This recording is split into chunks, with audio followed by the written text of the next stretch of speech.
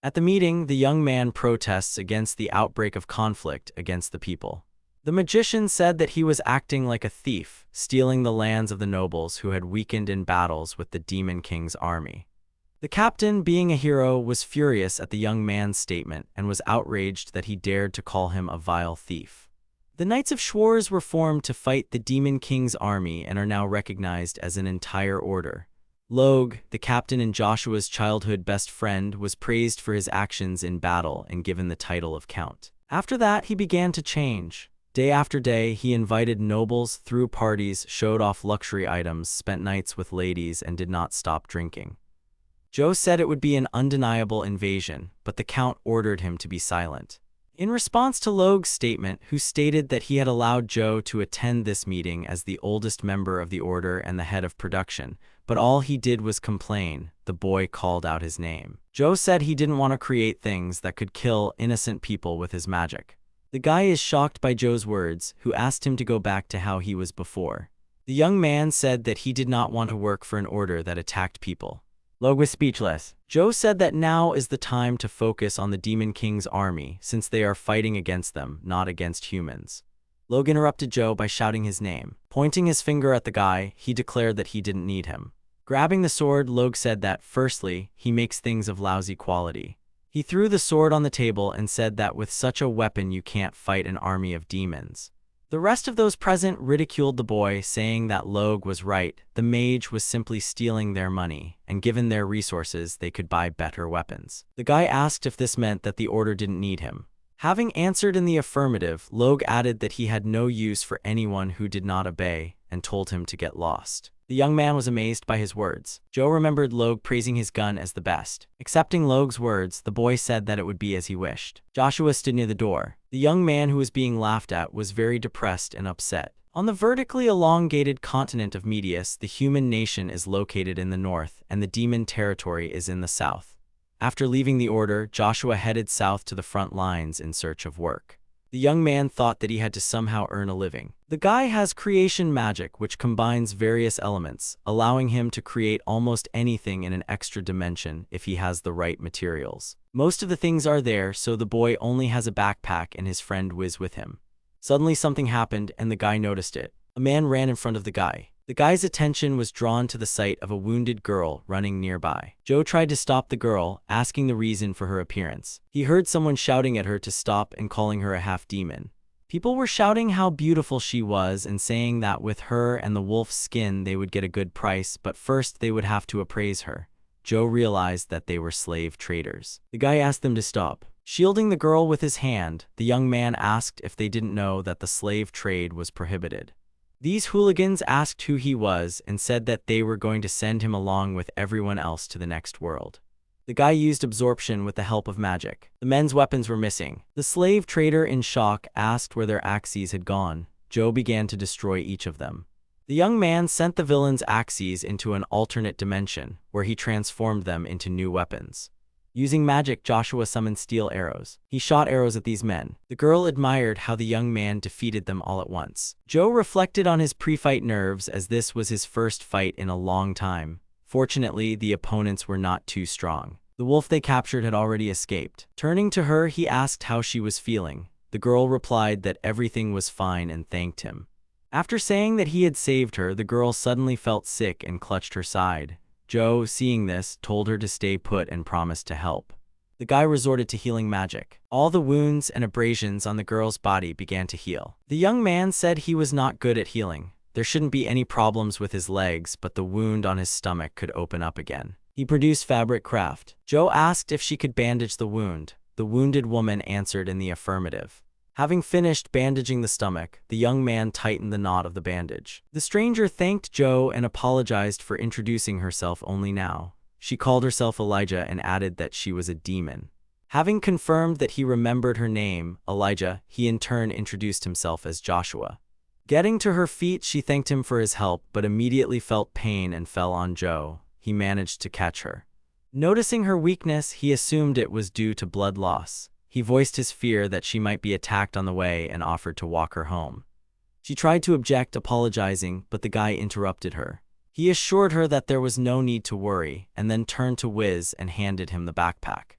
Joe picked up Elijah in his arms. The girl immediately became embarrassed. The young man sheepishly apologized, asking if he should have carried her on his back. Ilia replied that no, everything was fine as is. Looking at the bodies, Joshua remembered how he had almost forgotten about their gear. Holding her with one hand, the boy collected all of their things into an extra dimension. The girl asked him what he had just done and what he had done before. The boy replied that it was creation magic and that he had placed them in a magical vault. He said it was time to hit the road. The girl told Mr. Joshua that this was their native village. The surprised young man asked if this was really true. The security was excited by their arrival. One of the subordinates called out to Mrs. Ilia and said that they were looking for her. She said he was a man and stabbed the boy in the neck with a spear. The maiden demanded that the lady be released immediately. Elijah ordered Meta to retreat, explaining that this young man had saved her. After asking again about the man, she replied that she did not believe in it. Ilia said so they don't believe her. The warriors advanced on Joshua, pressing him with their spears, not allowing him to break free. He refused to fight and instead gently placed the girl on the ground. Her gratitude was immediate. The guy apologized for his cruel treatment of her and offered to leave, but she asked him to stay because he had not yet accepted her gratitude. She asked why he was apologizing since it was all her fault since she couldn't stand up for herself. He called her name. Suddenly, someone shouted to them from afar, warning them of impending trouble. The young man reported that one of their team members had engaged in single-handed combat with an armored boar and had been wounded by its horn. Those present noted with reproach how many times they had been told to avoid clashes with them. The guy was amazed that this was the same armored boar he had heard about, a monster so big that it would take the combined efforts of at least 10 hunters to kill it. The girl called out to Joshua. Ilia expressed a desire to thank them and asked them to stay in the village for a while. Joe hesitantly stated that he only had basic healing magic, but he could still try to help. They approached the house where the wounded man was located. Surrounded by a crowd of people, the lady made her way to the guy and asked how he was feeling. The man, with self-irony in his voice, apologized to Ilia for not being able to get good meat for the children, as he had planned. The young man thought. He recklessly attacked the armored boar for the sake of his children. Noticing that the wounded demon was shocked to see a human, the lady hastened to ask him to calm down. The girl, excited by what had happened, said that this man had saved her. With a trembling voice, she asked how he was feeling. Joe replied that the wound was deep and he needed, first of all, to stop the bleeding before it got worse. The young man took into account that healing, although necessary, could slow down the healing process of the wound a little. Joshua explained that the means available would not be enough to stop the bleeding, so he suggested cauterizing the wound, noting that this would require the help of his friend. He asked Wiz for his opinion. The young man did not mind and gave his piece of slime. The boy thanked him for it. Taking advantage of this, he prepared a potion. When the preparations were completed, the young man announced that everything was ready. He warned of the inevitable pain at the beginning and advised patience. The man, to his amazement, no longer felt pain. The bleeding stopped, which surprised the guy. Joe said the slime potion acts as a bandage and medicine. Elijah, filled with admiration, asked if the wound had been healed. The public discussion was about the improbability of recovery from a nearly fatal wound. The girl shared the general amazement. After making sure that he had survived, the man turned to Joe with words of gratitude. They looked at the young man with gratitude. The girl was overwhelmed with gratitude for the guy's constant help, but did not know how to express it, to which he replied that it was not worth thinking about. The guy insisted that she rest until the wound healed, considering it the most important thing. Ilia replied that she felt fine and intended to pay. Suddenly she felt ill again, and Met called her name. She asked the lady to rest, but she, despite this, continued to insist on payment for her help. The girl promised that she would take care of him and try to make sure that he didn't go anywhere. The girl was taken to rest in order to recuperate. Her gaze, unexpectedly for herself, turned to the young man, and she opened her mouth as if about to say something. Met introduced herself and then expressed her gratitude for saving Ilia and their friend. The boy said that there was nothing to thank him for and he was going to leave. She objected, reminding him of the princess's request. Met explained that in their tribe, a princess's word was not negotiable, it was absolute. Joe asked if she was sure, given his human origins. She replied that while they hated humans, they were actually more terrifying than hateful. The girl said that despite everything, he is not like ordinary people. The maiden wanted to ask him for something else. Gritting her teeth, she struggled to utter her request. She grabbed his hands sharply. Med insisted that they be taught magic any kind. Other monsters and people tried to stay away from them, but he, unlike them, saved them. Monsters considered demon horns valuable. She offered him to take her horn or even her whole body, considering it fair. The young man immediately asked her to stop. The guy, having named her, said that he did not have enough knowledge to teach magic. But he emphasized that he had the ability to create various objects. The girl was surprised. The skill of a creator-magician lies in creating various things. Joshua promised to help create the things their village needed, causing Maddie to be genuinely happy. There were a lot of weapons lying around that were not in working order. Carefully examining the weapons, the guy noted that the handles were made of branches. Most of the tips were made of sharp stones or bones, but there were also obsidian ones. The young man thought. When the boy asked how many people in the village used bows and slings, he learned from Met that no one used these weapons. They preferred to hunt by sneaking up on their prey and attacking with spears. Having realized what was going on, the guy said that he would make a weapon that would be easy to use. Joe said it was a crossbow, and the girl found the word unfamiliar. Having announced his attempt, he made a crossbow. The girl asked if this crossbow thing that suddenly appeared was an act of the gods. The guy answered that she was calling it that again, but in fact it was the magic of creation, and suggested that she take the weapon in her hands. Admiring the sight of the crossbow, Met said it looked like a cross between a bow and an axe and immediately asked how to use it. Joe replied that he was going to demonstrate. Joshua asked Wiz to put the sticks down. The guy said that he would now shoot at them. The girl, stunned by his words, expressed doubt in his ability to hit them from such a distance. The young man easily knocked down sticks from a crossbow. The girl couldn't believe that he had hit them from such a long distance, and Joe suggested that she try too. The guy said that after a little practice they would go hunting to try it out. The embarrassed girl agreed with him. The children watched what was happening with admiration. She hit the target straight on. The maiden was pleased and said that she had become much better at hitting, expressing her admiration for this weapon. The young man agreed, noting that this was already 5 hits out of 10 and in a row.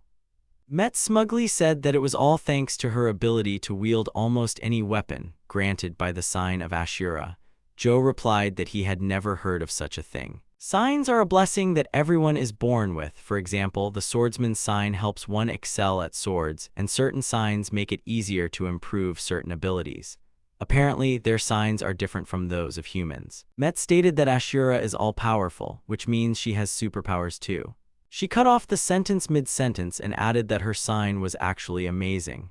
The young man thought that she was probably referring to his fighting abilities. Expressing surprise in words, he added that now they will have to test this in practice. The boy asked if there was any simple game nearby. The girl replied that there were only wild boars which looked like they were armored, and even they were sometimes hunted. The guy said that such boars would do as well and that they would be their first target. Met agreed. Joshua said that with this spear she should be able to handle the boars, but in case one of them got close, he asked if the spear was really her best weapon. Met replied that she thought so, but she mostly fought with a club. He understood her words and decided to try to do something different for her. The guy made a morning star for her. The girl was slightly surprised, holding this weapon in her hands, and said that it was just perfect for her. She was filled with mixed feelings. She looked at this weapon with admiration and surprise. Met said it looked like metal rods, likening it to putting wings on a meager, so she had nothing to fear now. Joshua was pleased with her approval. He said it was time to move on. Noticing the boar, she said there was one standing there, so focused on the food that he wasn't even moving and there was no one around. The guy replied that we'd shoot him first. He said his head should be relatively soft and asked if she could get it in. She responded by telling him to leave it to her. Taking aims, Met fired at the wild animal. The girl was delighted with her hit. She was delighted that she had accomplished this task with ease. Joshua looked at her with a smile. He suggested looking some more, to which Met agreed. After a short hunt, they gathered several boars into a group. She couldn't believe that she could kill 3 boars so easily and spoke admiringly about the weapon. The young man asked her to be quieter. After apologizing, a huge shadow suddenly loomed over them. It was an armored boar. The girl said it was all her fault. The boy countered, suggesting that he was probably attracted by the smell of blood.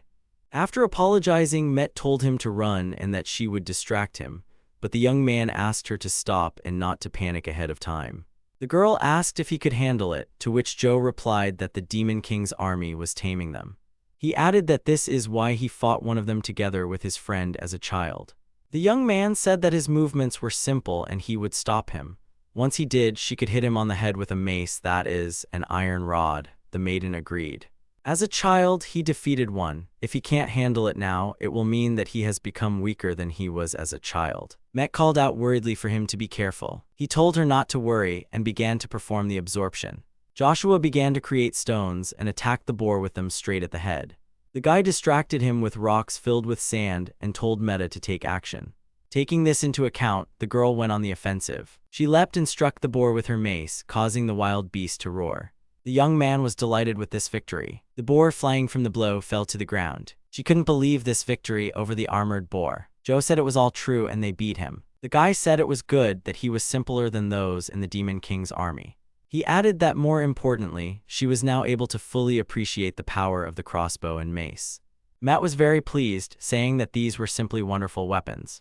The young man was stunned by this reaction. He thought about how Logue, his childhood friend, had not acknowledged his merits, considered his weapons terrible, and called him a parasite. Joshua thought about the last time he was thanked for something he did. The girl interrupted his train of thought by calling out his name. He responded, apologizing and saying he was glad to hear it. Joe said he would make them more weapons. The girl asked him with a smile to do other things, adding that she would be very grateful. Ilia was in her chambers, resting, watching what was happening from the window. Met said that then other members of the clan would be able to hunt as well and asked him. The boy answered with a smile that he agreed. The young man thought that it was precisely this reaction to what he had done that made him truly happy. The loot brought to the clan caused general amazement and admiration. People could not believe that she alone killed all the enemies. She, ignoring the doubts, proudly declared that she did everything herself and that it was thanks to Joshua's Arbat. They all expressed admiration for this Arbat, not knowing that it was capable of this. Mrs. Ilia could not believe that he had done something so dangerous for them. The girl could not even imagine how to thank the young man for everything. Joe replied that he did not need anything. The young man explained that he planned to stay for a while to make weapons and tools for them. In return, he asked for food and a place to sleep and offered to help them hunt when he was free. The girl's surprise caused her to involuntarily glance at Met, who stopped her gratitude with a smile and a gesture. It was already late and they joyfully announced a feast, inviting everyone to immediately join in the fun. The next morning, the young man opened his eyes to the sound of birds singing. When he woke up, the first thing he thought about was how soundly and well he had slept. The young man exhaled. Lady Ilia lay next to him. Joshua was shocked when he noticed the girl. He wondered how Ilia could be here, considering she had left the place right after showing them the tent. Suddenly, a mooing sound was heard. The young man noticed that next to him, on the other side, lay Met, holding his hand. She muttered something about him not going anywhere. While the guy was in shock, Ilia woke up. After waking up, the girl wished the young man good morning.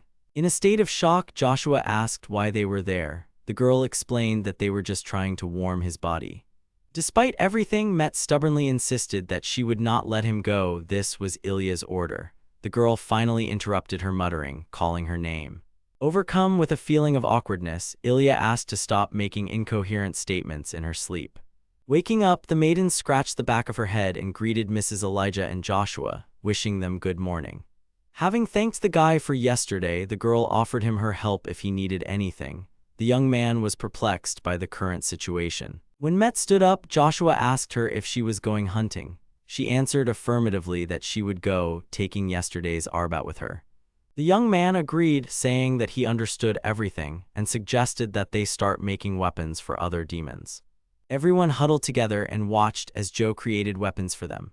There was a pile of weapons lying around, a bow, a crossbow, and a mace. The demons were amazed by the boy and his ability. Taking the bow in her hands, Met explained that her grandfather was a master archer and showed how to properly draw the bowstring. Suddenly there was a cracking sound. The bow broke. The girl apologized, explaining that she hadn't meant to put in too much effort.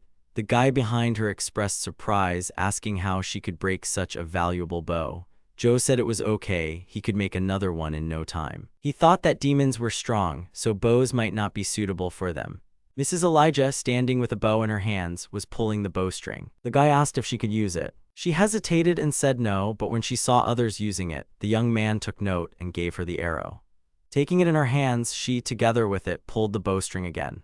The girl let go of her hand, and the arrow flew towards the trees. Elijah asked if her actions were correct. Joshua, in disbelief, exclaimed how far the arrow flew and was surprised that it was her first shot. He suggested that she might have a talent for shooting, which made the girl feel embarrassed.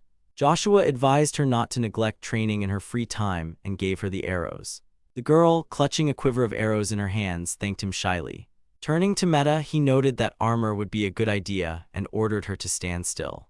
She cried out in fear, wondering what was happening. He explained that he was going to take her measurements using the wind. He made lame armor right on the girl. At the end, he said that everything was ready. Met, seeing the armor, exclaimed about its strength, noting that the boar's horns were no threat to her. Ilia, in turn, was amazed at how quickly he had made something so amazing. She waved her hand and announced their imminent return. Joshua turned to Lady Elijah. He asked her if there were any strong trees in these parts. The endless blue of the sky contrasted with the lush green of the tree crowns, spreading overhead like a huge living tent. Jeweled teaks, these trees are unusually strong, so they cannot be damaged by axes and they do not ignite easily. That is why they are valued for their high percentage. Joshua thought that they were too thick. It would take some time to cut them down, even with the steel axes he had just made. The guy wanted to say that it would be better to look for other trees. He saw the girl and called out to her. Ilia replied that it was time to try out their new axes. The maiden was swinging at the tree when the young man said that she would probably be able to deal with it after some time. The blow was so strong that it pierced the tree through and through, causing the guy to be shocked and amazed. The girl was glad that the tree was cut down, but the guy was in a stupor. The boy was amazed at the effectiveness of the blow, thinking that even ordinary trees would not have succumbed to such a chopping tool. His companions expressed their admiration for Ilia and expressed their intention to follow her example. The girl noted that this axe is a wonderful tool. Mr. Joshua, in turn, clarified that this is the most ordinary steel axe. The guy thought about the fact that the muscle mass of demons is much greater than that of humans, and Ilia's does it 10 times faster than others. Before them lay neatly stacked tree trunks. Joe expressed his impression. The girl expressed pleasure in cutting but wondered about transporting the trunks. The guy offered a solution, saying that he could store everything for himself. The young man made a takeover. Elijah, continuing to express admiration for his strength, heard in response that there is always a bigger fish, and he had already demonstrated this. In any case, he noted that many useful things can be made from such a quantity of wood. When she asked him about his next steps, she learned that he was planning to build a palisade to protect the village from outsiders at night. The girl admitted that she did not know what a palisade was. Ilia mentioned that armored boars are a problem, often sneaking into the village and causing trouble at night. She paused and said that the night was dangerous in any case. The guy explained that the construction of a palisade around the village was therefore a necessary measure of protection from external enemies. Before this, the young man suggested returning to the village, asking if there was a hill closer to the center of the village. Having answered his question in the affirmative, she went to the indicated place, leading him along with her. Upon arrival, the maiden said that the place was here. He asked if they hadn't built anything here, to which Ilia answered dejectedly, "No." The guy asked her again, and she explained that they had held some sort of festival here before. Joshua asked if it would be okay if he built something here. The maiden answered positively, adding that the gods would be only too happy if they used this place for their own benefit. Having thanked him, the gentleman set about construction. The young man built a tower, which caused great surprise in the lady. The demons in the village couldn't figure out what was appearing on the hill. Throwing her head back, the girl noted that the scale of the work he had done was much greater than she could have imagined. He replied that he could if it was something fairly simple like this and suggested going up. Ilia agreed. Once up, the tower offered a beautiful view of the entire village. The maiden expressed her admiration, saying that she would never have thought that she would see the village from such a height.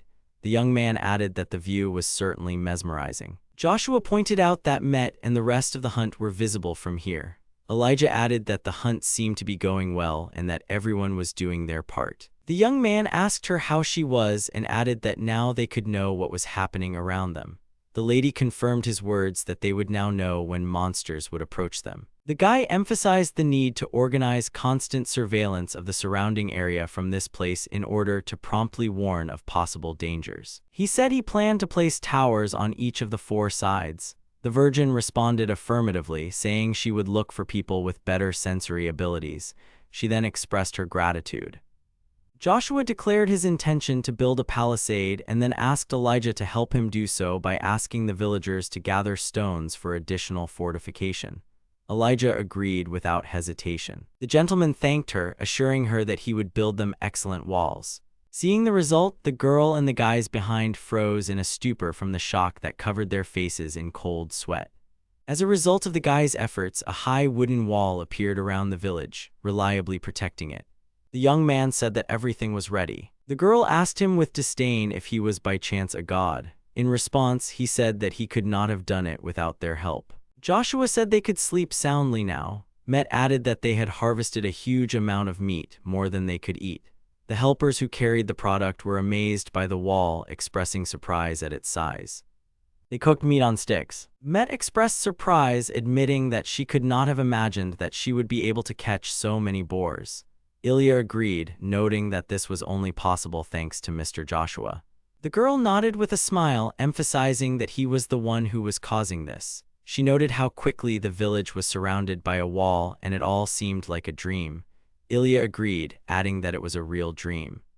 The princess announced that she would be leaving them for a short time. Elijah asked to let her know if they needed anything. Joshua replied that he would not worry, and Met said that it was her turn to take care of the boy. The maiden has left. The girl asked the guy what he thought about meat. He was pleased to note its excellent taste. Joe asked if anyone had taught her how to cook, to which Met replied that her mother had taught her a lot about cooking. Joshua said that everything about the meat, including its grilling, was perfect. The boy added that she must have had good parents. The girl confirmed his words. She explained that she was there because of the support of her parents and Mrs. Elijah's predecessor. The young man asked that the previous tribal leader had played an important role in the lives of all the tribe members. Met replied, of course, since he had to face the orcs. The young man asked about the orcs and she told him a story about them. 10 years ago, a group of orcs came to them and declared that they had defeated the people and now had rights to this territory. 10 years ago, there was a time when the human allied forces lost the first great battle, and the Demon King's army expanded its sphere of influence further north. The humans suffered heavy losses, but the boy didn't know that the demons suffered as well. Met said that she was still a child, so she didn't know the full details. One day, she invited the other children and Mrs. Elijah to play on the ravines in the south. The carefree time passed after the children saw the silhouette of monsters. At some point, especially large orcs appeared. Obviously, the demons' horns were valuable to them. The leader talked to the orcs and came to an agreement with them, but after that, they still decided to come for the demons. The orcs had their eye on Lady Ilia's horn, which was longer than usual, and they tried to take it away. The little girl, shielding the others with her body, ordered them to run to the village immediately. She was horrified by what she saw. Behind the orc was Mehdi, who was about to hit the monster. Throwing the girl to the ground, the orc called her a bug. Suddenly, a huge boulder flies at his head. Ilia, angrily throwing a stone, looked at these monsters. The orc was furious at her actions and came up to her with the words that the games were over and grabbed her by the horn. Her horn was torn out. With horror and tears in her eyes, Met called out to Miss Elijah. Suddenly, a woman appeared and attacked the orc in his hand. These were Met's parents. Calling out to them, her relatives first ordered her to run away with Ilia. The girl ran away with Lady Ilia to the village while her parents held off the orcs. When she looked back, only their heads remained. Lady Ilia bowed, cried, and apologized, although Met considered herself to be at fault for the situation. The guy said that she was not guilty and did nothing bad, only the orcs were guilty. The girl said, fingering her fingers, that the chief had told her the same thing. After what happened, the leader went to the orcs alone. When he returned, he was holding the baby's horn in his hands. He himself was already without his horn and hand. As he died, he told Elijah to protect them all. The girl said that his grave was in the center of the village. Pointing her finger at the place, she was shocked, asking what was built on it. Feeling a little awkward, the young man thought that there was a tower on that spot which he had built that morning. Confused, Met asked if he had gone too far. Joshua replied that he had only built it because Elijah had said that the gods would be pleased too. She said that was true, the chief would be pleased. Mrs. Ilia was not one to worry about such things and asked for forgiveness. Returning to the topic of Ilia, the young man asked about her current activities. The girl, answering his question, mentioned the possibility of conducting training with the bow that had been given to her earlier. Ilia spoke of how she could protect everyone with this bow. She believed Joshua's words about her talent for shooting. Joe thought, considering what she had shown him this morning with the bow and axe, she must have a sign that improved her handling of weapons. The young man asked her if she knew what Ilia's sign was. The girl replied that she was talking about the Hanya. No one in the tribe had such a sign. He said it was new to him. Met explained that the cross was rumored to have healing powers. The girl said that Ilia is very kind, so kind that she puts too much pressure on herself. Met told about yesterday's incident. After all, when Joe saved her, she was distracting attention to herself in order to save the demon child. The lady's actions are noble, but now she is the leader and princess of the tribe. The girl doesn't want the princess to put herself in danger. The guy confirmed her words and said that he would also try to help them. She thanked him, adding that it was very encouraging. This reminded the maiden of something, and she asked everyone to pay attention to her. Met said she decided to marry Joshua. The guy was so shocked that he choked on his food. Turning to her, he asked with shock. Those present were shocked, but at the same time happy. Joshua wondered if she really wanted him to stay here to start a family with him. He stopped his train of thought and turned to the girl, trying to explain that she didn't need to do that because he was going to stay here anyway. Standing behind the boy, Ilia emitted an aura of Oni, which made Joe shut up. Ilia expressed her disapproval of Met's behavior, noting that her words towards Mr. Joshua were extremely inappropriate. The boy was shocked by Ilia's sudden appearance. Met, in turn, noted that thanks to this marriage, he would not be able to leave the village. The girl said that she really didn't want this herself. It would be better if they supported her. Ilia replied that then she would marry him. The girls argued about who would marry Joshua. The young man tried to stop them, saying that there was no need to marry him, he would stay in the village anyway. He also added that he will stay for a long time. The guy felt uncomfortable. Giving up on trying to stop them, he turned around. As Joe retired to his tent, he announced that he was going to bed. The morning greeted the young man with the singing of birds, forcing him to open his eyes. On both sides there were girls again, holding his hands. Elijah called out to Joshua. The girl asked him what he planned to do today. The young man thought that he had already done most of the important things, but the village still had a lot of problems. The young man wants to make as many tools as possible, but he will need iron for this, he called out to the girls. The guy asked if there were any places nearby with a lot of reddish-brown or shiny stones, like metal. The lady noted that she had seen similar ones rolling down from the mountains, but there were definitely none on the plains or in the forests nearby. She reported the existence of a cave known as Aster, located in the forest at the foot of the mountain, somewhat to the southwest. The young man, showing interest in this object, inquired about the possibility of access to it.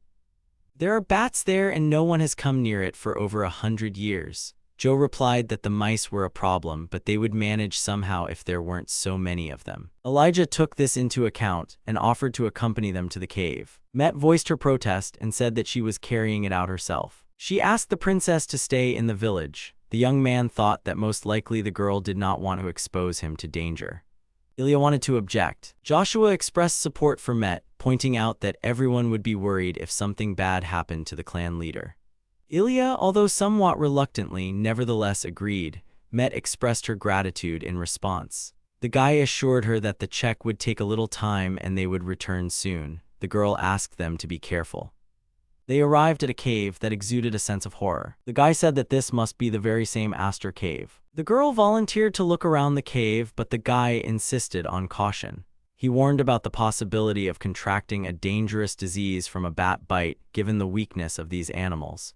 He suggested assessing the situation first. Having prepared the torch, the young man asked the girl to throw it into the cave as soon as he lit it.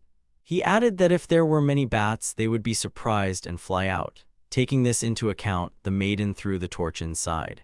A burning torch flew into the cave. Joe asked what the sound was, like a spring of water. He suggested hiding in the bushes and waiting. The sounds became clearer. Matt noticed that something was approaching. What she saw left the girl stunned. A strange, grimace-like substance emerged from the cave with a characteristic mooing sound. The surprised girl asked what it was, and the young man explained that it was dust slime, a type of mutant. a monster that absorbs everything it sees. Unlike regular slimes, it can even dissolve metals and stones. It's not that strong, but it has its own nuances. It's easy to overwhelm it with numbers, so the guy suggested calling demons and Ilia for help. Seeing that the enemy was not so strong, the maiden declared that she would easily deal with him and rushed to attack. She said that there was no point in asking for help from Mistress Elijah. Joshua asked her to stop because she would not be able to use that weapon. Met didn't care about the boy's request and said how could he do that. She stabbed the slime with her spear. Suddenly, it absorbed the weapon. The young man demanded that she immediately throw the spear, but the girl resisted, reminding him that he had made the spear for her. Suddenly, the slime spat out the spear and the girl was thrown to the ground. The guy started creating a magic shield. He picked her up with this shield and was about to make another craft. Instantly creating a protective wall, Joshua held back the slug and lifted Met into his arms. The young man asked if she was okay, but she apologized. He told her not to worry about it. Looking down at the dust slime with disdain, Joe confirmed his suspicions. He did indeed prefer moving targets. The guy thought maybe he should put the girl down and deal with him himself. Suddenly, a blonde girl ran by. Joe was surprised. It was Ilia. The girl looked at everything that was happening with seriousness. Slime hung over her. Glaring angrily at the mutated monster, the girl was about to launch an attack. She immediately dealt with him in an instant. Joshua was amazed at her agility. After all, defeating a dust slime of such size at such speed was something unrealistic. And with the most ordinary axe that Joe had made yesterday, he wondered how many times she had swung it at that moment. The panting demons said that they had finally managed to catch up with Mrs. Ilia. The boy noticed that the villagers had come with her and Met called out to Ilia at that time. The maiden asked for forgiveness, but the lady told her not to worry about it. She added that she understands her and her feelings. The clan leader stated that it was her duty to protect everyone and that she lived for this. Clenching her skirt in her fist, Met called out to Mrs. Ilia. She said that she would become stronger, enough to protect her and others. The clan leader had high hopes for her. Joe assumed that Ilia and Met had a strong mutual affection, which would explain their excessive concern for each other and awkwardness in their relationship. He thought about what a sweet couple they really were. The lady strongly advised her to take care of her own safety and strictly follow Mr. Joshua's instructions. She expressed concern that she was not listening to Joshua. After all, what would happen if something happened to him? Met apologized to him for rushing. The young man said that it was his own fault for not having calculated his strength. Ilia said that she needed to rest anyway as she had injured her hip. The girl should return home. After defeating the slime, she and the other demons would be able to obtain resources without any problems, so she had no reason to worry. The demon agreed with the clan leader's decision. The boy remembered that he needed to collect slime. Ilia asked why, and he explained that dust slime jelly had strong shockproof properties, so it would be perfect for armor. Joe explained that, among other things, this magical stone mined from the bodies of monsters is quite large. He explained that they vary in size and color depending on the monster, and not all monsters can have it. Tools and weapons made from them gain some power. This one was pale green, the kind that's useful for wind mages. Pretty good. The demons were having some kind of conversation, but Joe interrupted them, saying that it was time to go. He suggested that due to the presence of dust slime, there should be no animals here. The girl then turned to Joshua with a question. There was a lot of slime on the walls of this cave. The guy noticed that it was just a regular slime. He thought that they had been living in this cave all this time, but one of the slimes must have mutated into a dust slime. Suddenly Wiz came galloping up. At first he jumped up and then began to move sideways, moving from side to side. All this time he was talking to the other slugs of this cave. The young man thanked his slimy friend.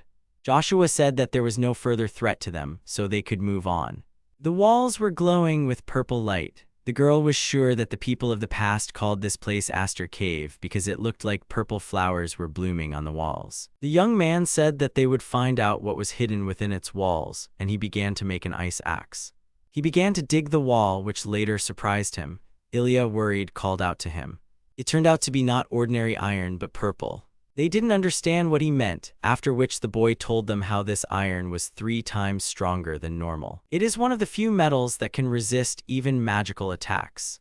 Among humans, it is the metal used by royalty and nobility, along with orichalcum and mithril.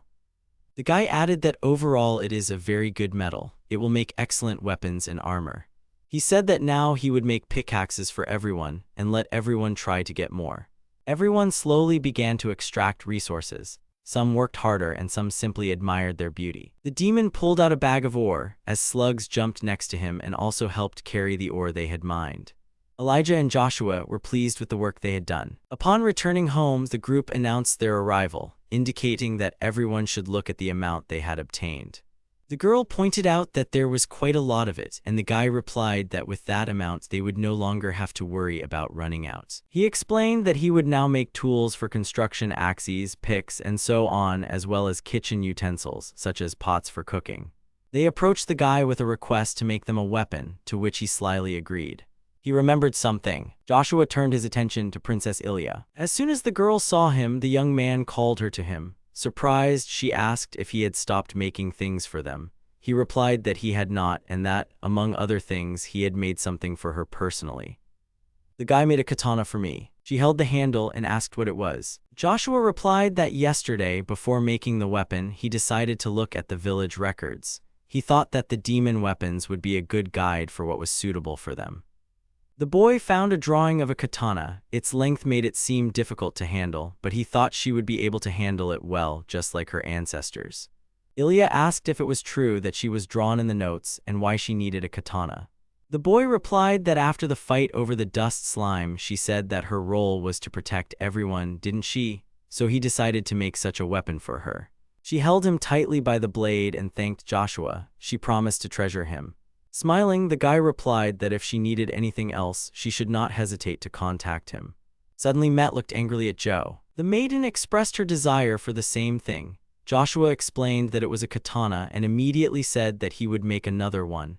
Met remarked that this seemed to awaken an ancient fervor in her, and Joshua added that, after all, it was the weapon of her ancestors. Mrs. Elijah asked how they could repay him for his kindness. The young man replied that, as he had said before, nothing was needed. They were giving him food and a place to sleep in return, and they did not need to feel as if they owed him anything special. He also added that he wants to make the village a safer and more prosperous place. They thanked the guy again. He thought that in order to express his gratitude, he first needed to solve 3 problems. The first is safety. The young man wants to make houses out of iron teak so that they can withstand attacks from wild boars and slavers. The second is food. Joshua noted that they are now solely dependent on hunting and gathering, but that food source will not always be reliable. The best way to ensure a stable food supply is through agriculture. Third, sanitation. Regularly washing their clothes, bedding, and body would help them recover from injuries faster and prevent the spread of disease. The traditions of demons include washing their bodies, hands, and clothes with water, but they have to go to the river to get it every time. Joshua thought he wanted to build some kind of aqueduct so they could use water more often. He would need a quarry for this, and he would also build toilets and baths. At any cost, Joshua will ensure the safety and prosperity of the demon village, grateful for his help. Suddenly, a wolf silhouette appeared. Someone ran up the slope and let out a loud howl. The sound caused a feeling of surprise, mixed with wariness among the villagers. Joshua worriedly asked where the howling was coming from. Elijah suggested that it was most likely coming from the north. Deciding that danger was near, the boy gave Meta the order to warn everyone about the need for increased vigilance. He also asked the girls to ask those who knew how to handle a bow or crossbow to gather on the north side of the village. They all immediately headed towards the north wall. The demon from the tower called to Lord Joshua, informing him of its approach from directly north. The howl grew louder and louder. The young man gave the order that it was time to prepare for battle, but the most important thing was not to attack without command. Taking this into account, Met immediately noticed that there were a lot of steps, a dozen or more than 100. Ilia added that they were approaching just as quickly. Dark shadows suddenly became visible on the horizon. Elijah, startled, called Joshua and told him what she saw. It was a wolf silhouette. Frowning, the young man immediately realized who it was. They were werewolves who were desperately running away from the threat. A werewolf is a hybrid of a human and a wolf. They usually take on the wolf form for hunting or fighting. The boy had heard about them. He knew that they lead a primitive way of life in remote regions because of the hatred of people towards them. The young man asked the princess if she saw any wounds on them. The girl confirmed that they did. With pity in her eyes, the maiden assumed that they must have been attacked by slave traders. Suddenly, a wolf cub burst forward from the pack. Met ordered to aim, but Mrs. Ilia immediately ordered her to stop. The little girl looked up as if she wanted to say something. Ilia pointed to the cub. The young man, without letting her finish, replied that he understood everything. Without a doubt, it was she who was captured by the slave traders who attacked her. The puppy introduced himself as Merc. He asked to let them through. I try to explain that they just want to pass through and nothing more. Ilia stated that she had no intention of entering into conflict, offering the werewolves unimpeded passage and inquiring about the reasons for their flight. The kid said that they were attacked by people and she was still in danger. A little more and she would catch up with them. Suddenly, a roar sounded, which had been pursuing the werewolves all this time. Ilia immediately ordered Meta to let everyone into the village. The girl agreed. She gave the order to the mistress that the northern gate must be opened. The refugees quickly headed towards the village. The demons sat them down, brought them blankets, and provided them with the necessary assistance. Suddenly, Joshua heard a man command that he must seize every single one of them. There were calls from the crowd to sell one so that the money would last a lifetime, and warnings not to let them go, as they were bound to serve as mongrels. The man was stunned. When they saw the fort, they couldn't understand how it could be in such a place. Joe thought it would be best for them to leave quietly, but they have werewolves as hostages, so the guy gave the order that no one should be let in. The young man ordered Met to order that only the slavers be shot at. Met obediently confirmed that this would be done. The girl gave the order, adding that they should not hit the werewolves if they were not confident in their accuracy, and not shoot. Taking hold of the bow, Ilia stood in full readiness. They opened fire. The arrows flew. At first the men dodged, but then the arrows began to hit them accurately. The leader of this formation did not expect such a turn of events. The man asked them to stop, saying that they were also humans and had no intention of attacking the fort. They only wanted half-humans. Joshua shouted that they were people too, and demanded that the werewolves be released immediately. The people below were perplexed. They were shocked and assumed that these mestizos had found the old fort and made it their base. The young man thought that it was not technical, but now was not the time.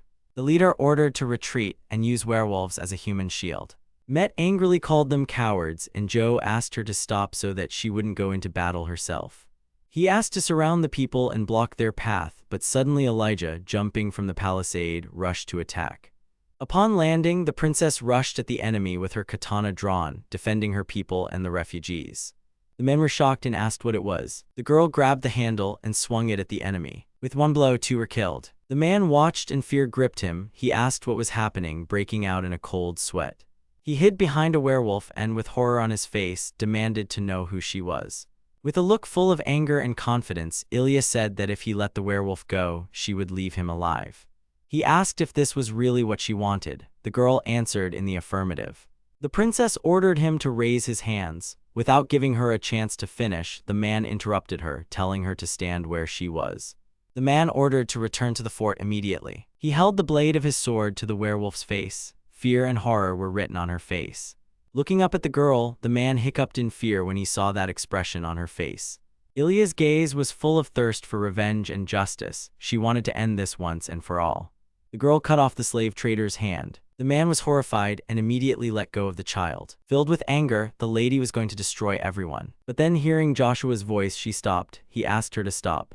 Clutching a log with his hand, the young man shouted that it was too dangerous to pursue them too far.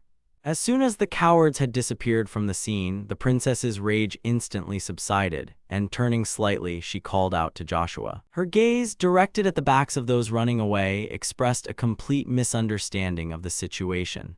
The thirst for revenge that covered her with such force deprived her of complete sanity.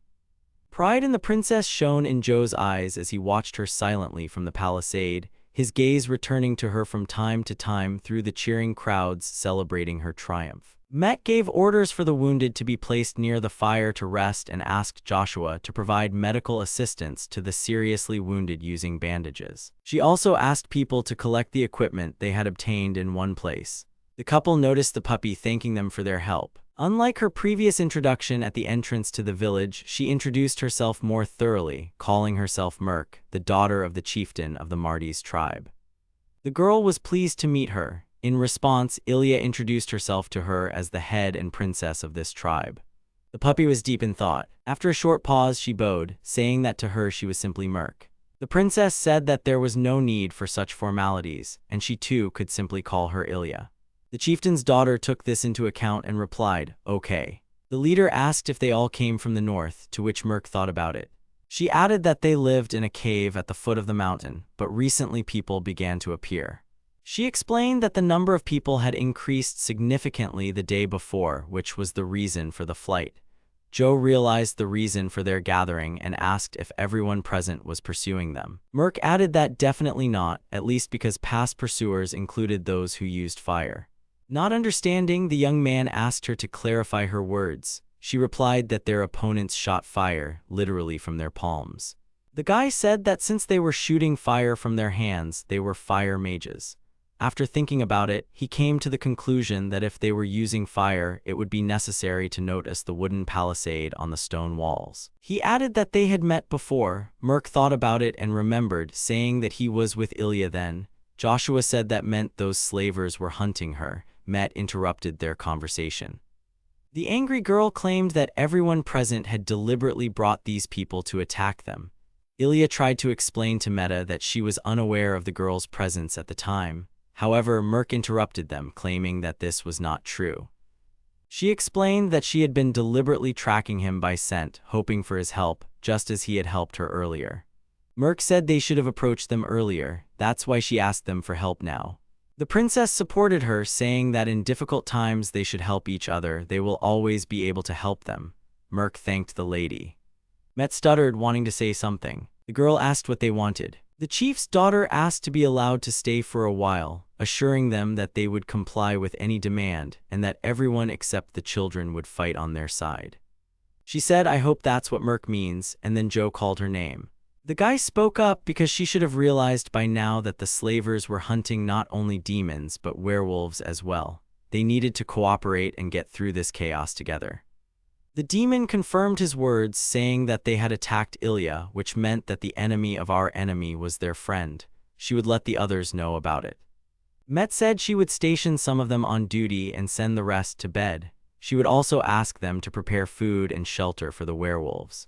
Princess Ilia added that this also applies to Merc herself, as she is covered in wounds and needs rest as well. The werewolf thanked her. The demons took care of the migrants. They lit a fire, changed the blankets, and cooked food. After some time, Merc fell asleep. Ilia wiped her with a cloth, cleaning her from dirt. The lady said that she must have fallen asleep because she was still a child. Joe confirmed her words. She must be tired, let her rest. Joshua advised her to go to bed early too. Elijah had fought enough. The girl asked what about him. He replied that once he had sorted out the slavers' equipment, he would go to bed too. The demon in charge of collecting the things informed the boy that they had finished collecting and had placed everything near the gates. The boy thanked him. Approaching the palisade, he saw a mountain of things, weapons, and everything else that remained of those people. Seeing the sign depicted on the things, the young man thought. Joe remembered that this was the sign of the Cortesia Company. Cortesia is a huge company that deals with illegal drug sales and contract killings, so that explains why so many slavers were attacking. It's not that easy to deal with them, and they are fire mages too. They will be much more experienced than those the clan encountered today. The guy thought about improving the walls soon, because if they don't stop them, all this could happen again. The guy's hand was lying on something soft. He thought about how he could iron it forever. Opening his eyes, he thought that it was also fluffy. Joe suddenly woke up and raised his head, seeing a sleeping girl on top of him. Asking who it was, he woke her up. Waking up, she yawned and wished the young man good morning. The guy fell into a stupor again. Joshua, lost in thought, asked if he could hear Merc's voice. The girl nodded, confirming that it was indeed her. After wishing her good morning, he asked how she knew his name. The little girl replied that Princess Ilia had told her about it. The boy wondered in his turn where the lady had come from again. Waking up, the head greeted everyone with a good morning, while Met dozed nearby, yawning sweetly. Having gathered, everyone walked around the village. Joshua was deep in thought, pondering the events of the previous day, the slavers and the fire mages that Merc had spoken of. The memory of their terrifying power would not leave his mind. Given their experience, the young man is confident that a palisade alone will not be enough for them. He was thinking about collecting materials that would be resistant to combustion. Joe called out to Merc. The guy asked her if she had by any chance seen anywhere nearby bare rocky ground on which neither grass nor trees grew. She asked if he meant a harsh and cool place like her mountain cave. Adding, Merc said that in that case there is a similar place beyond the eastern river, you just need to cross the river. The young man looked surprised and thought about crossing the river. It was obvious that the eastern river was wide and flowed downstream. To cross it on foot would be extremely risky, so Joe wondered if there was an alternative route, a way around this danger. Met, full of enthusiasm, volunteered to carry him, offering her back as support. Joshua refused the offer. The boy said that it was not impossible to cross it, but various monsters could live in it, so it should be checked for pests first. Princess Ilia asked the boy about crossing the eastern river to the other side today. The wolf cub said that then she would gladly lead him to the place. Merc warned the team and told them to be careful as there were many large boars on the way. In this case, Mrs. Ilia offered them her help and was going to set off on the journey with them. Met also put forward her candidacy since the area was unfamiliar and the more people, the merrier it would be. The guy laughed and added that he would be much calmer with them.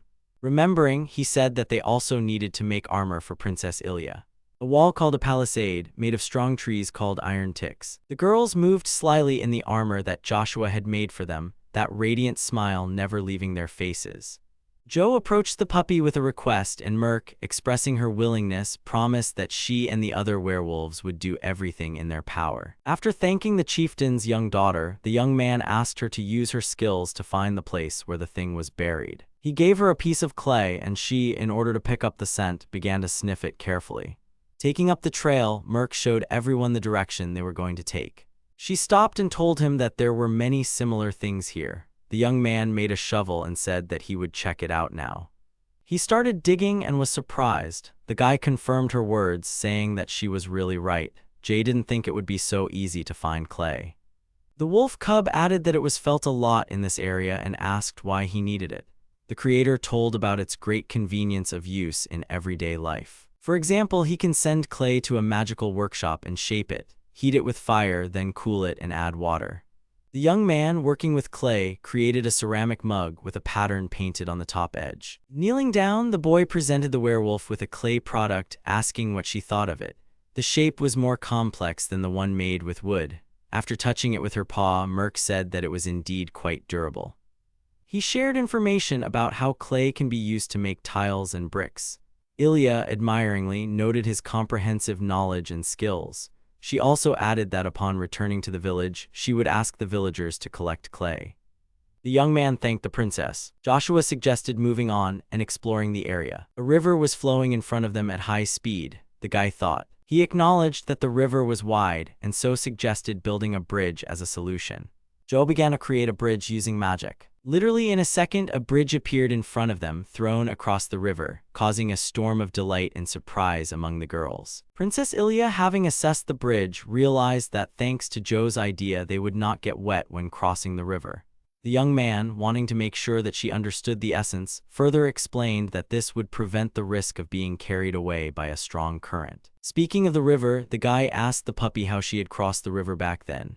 Pointing with her paw, she said that there was a place to the north where the river was narrower. It was there that she was able to cross it, jumping from stone to stone. The girls were beaming with happiness. They were enjoying the wind and the pleasant sound of the river. The smiles did not leave their faces for a second. Merc said she could feel the mountains to the north. The young man turned around and looked at her. He thought about how Merc and the other werewolves must have suffered greatly from what happened last night. If only he could do something to heal them.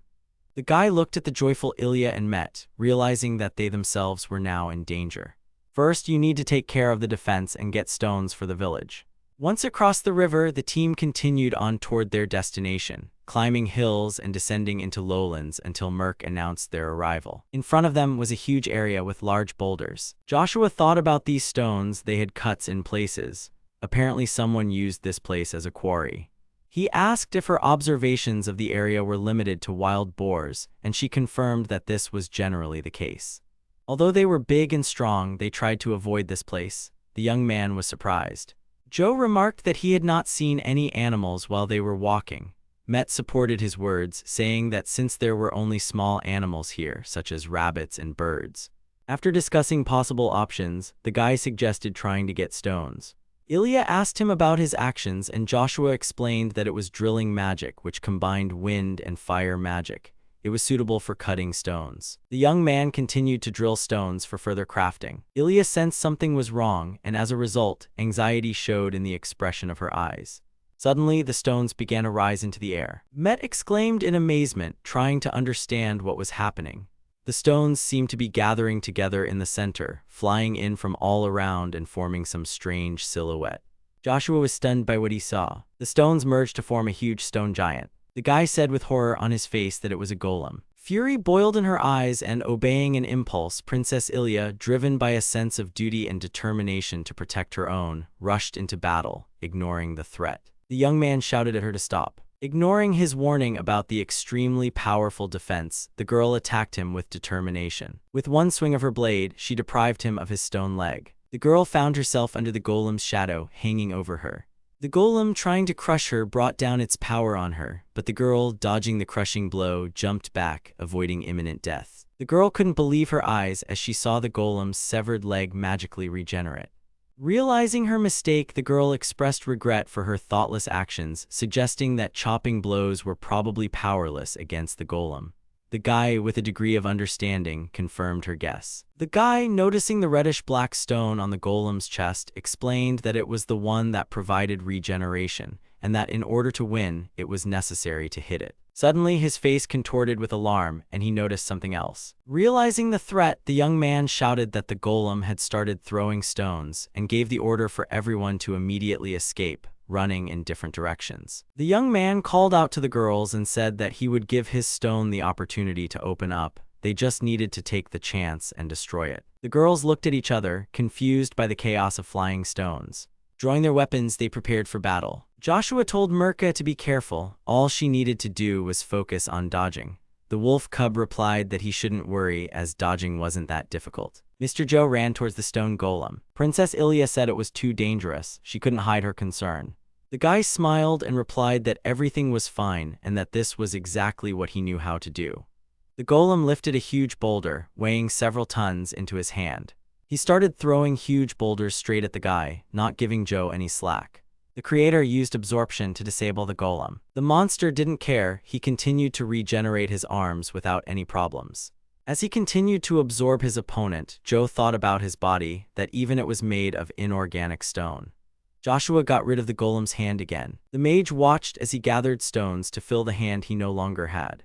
But there is one small but. Joe absorbs the stones much faster than the monster can regenerate them. The young man kept trying to recover. The guy gave the command to attack the golem right in its heart. Swinging her iron rod, Met said that with her weapon she could pierce anything. After these words, the girl jumped on the giant and, attacking him, crushed his right half. The demon called out to Lady Elijah, as if inviting her to come to her. With a scream, the princess rushed into battle. Just one swing of the blade, and the golem was defeated. The monster's heart, that glittering scarlet stone, split into two halves. Joe was pleasantly surprised when he picked up the gem. The princess asked if Joe was hurt, to which he replied that he was perfectly fine and that it was just a great job. He was very happy and delighted with the stone. The girl thanked the guy but admitted that it was mostly thanks to him that everything worked out. Joshua clarified that it was, of course, great that they were able to defeat the monster, but he meant the stone. Mrs. Ilia wondered if such beauty could have come from the golem. The guy confirmed her words. This is the stone of the golem's puppet. It is quite fragile, which is why it mostly crumbles after the giant is destroyed. The young man asked if they could see how he was shining. After all, that meant he could be used as a puppet. Since the stone split equally in the middle, it is possible to create two. Ilia asked that is, he can create exactly the same as they defeated now, and if he attacks them again. The creator answered that it is a puppet and therefore follows all the orders of the one whose name is engraved on the stones. He explained that even if it belonged to someone, the owner's name could be rewritten. The maiden said that it was hard for her to believe, but she was very glad that they were able to help him. The young man could not hide his joy and noted that they really helped a lot. Joshua was going to create a golem and made a craft. After his words, a stone giant rose from the scarlet half of the stone. The leader was amazed. She said that he could create literally everything, even living beings. The young man explained that he did not know whether he could be considered a living being, but he was definitely special. Joshua asked the golem if he could carve a solid stone and showed the approximate size of the stone cube.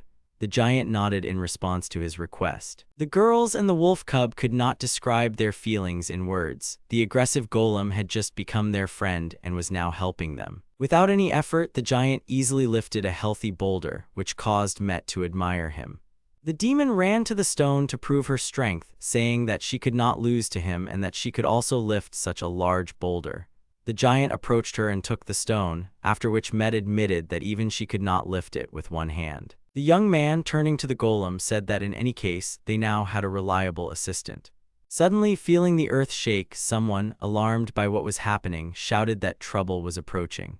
Everyone, seized with horror, looked at the giant and asked again what kind of creature it was and what kind of enemy had attacked them. As the giant carrying huge boulders advanced behind Joshua and Elijah, they did not understand the reason for the general unrest. Ahead of the others, Met ran to the front to calm the frightened residents, confidently saying that there was no reason to panic. Without losing her radiance, the girl, giving everyone a smile, explained that in front of them was a golem.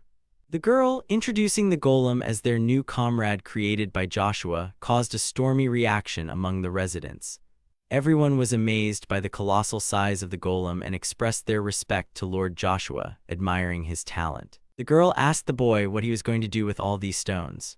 He announced his intention to build the outer walls using the existing stones, but stressed that much more material would be needed to implement his plans. The young man put forward a proposal to strengthen the northern gate as a priority task. The girls, while in a state of delight, were simultaneously shocked to the depths of their souls. Intrigued by what they saw, they asked what this miracle was. Earlier, Joe personally erected a large, solid stone wall, topped with skillfully crafted elite gates.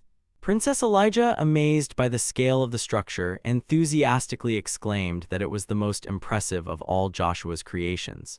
The young man, not hiding his surprise, admitted that even for him it was a first. To make sure they were reliable, the guy suggested testing the strength of the new walls first. This aroused great interest in Maddie. The girl, offering to take on the testing, swung her mace for a blow. The young man, fearing the consequences, hastened to ask her to stop. He explained that a direct blow of such force could damage the structure, to which the girl only responded in surprise. Joe, wanting to find a more gentle way to check, suggested that they all pile on the gate. The creator was most concerned about the fire mages that Merc had spoken of, so the boy voiced his opinion, saying that they needed to strengthen the walls as soon as possible.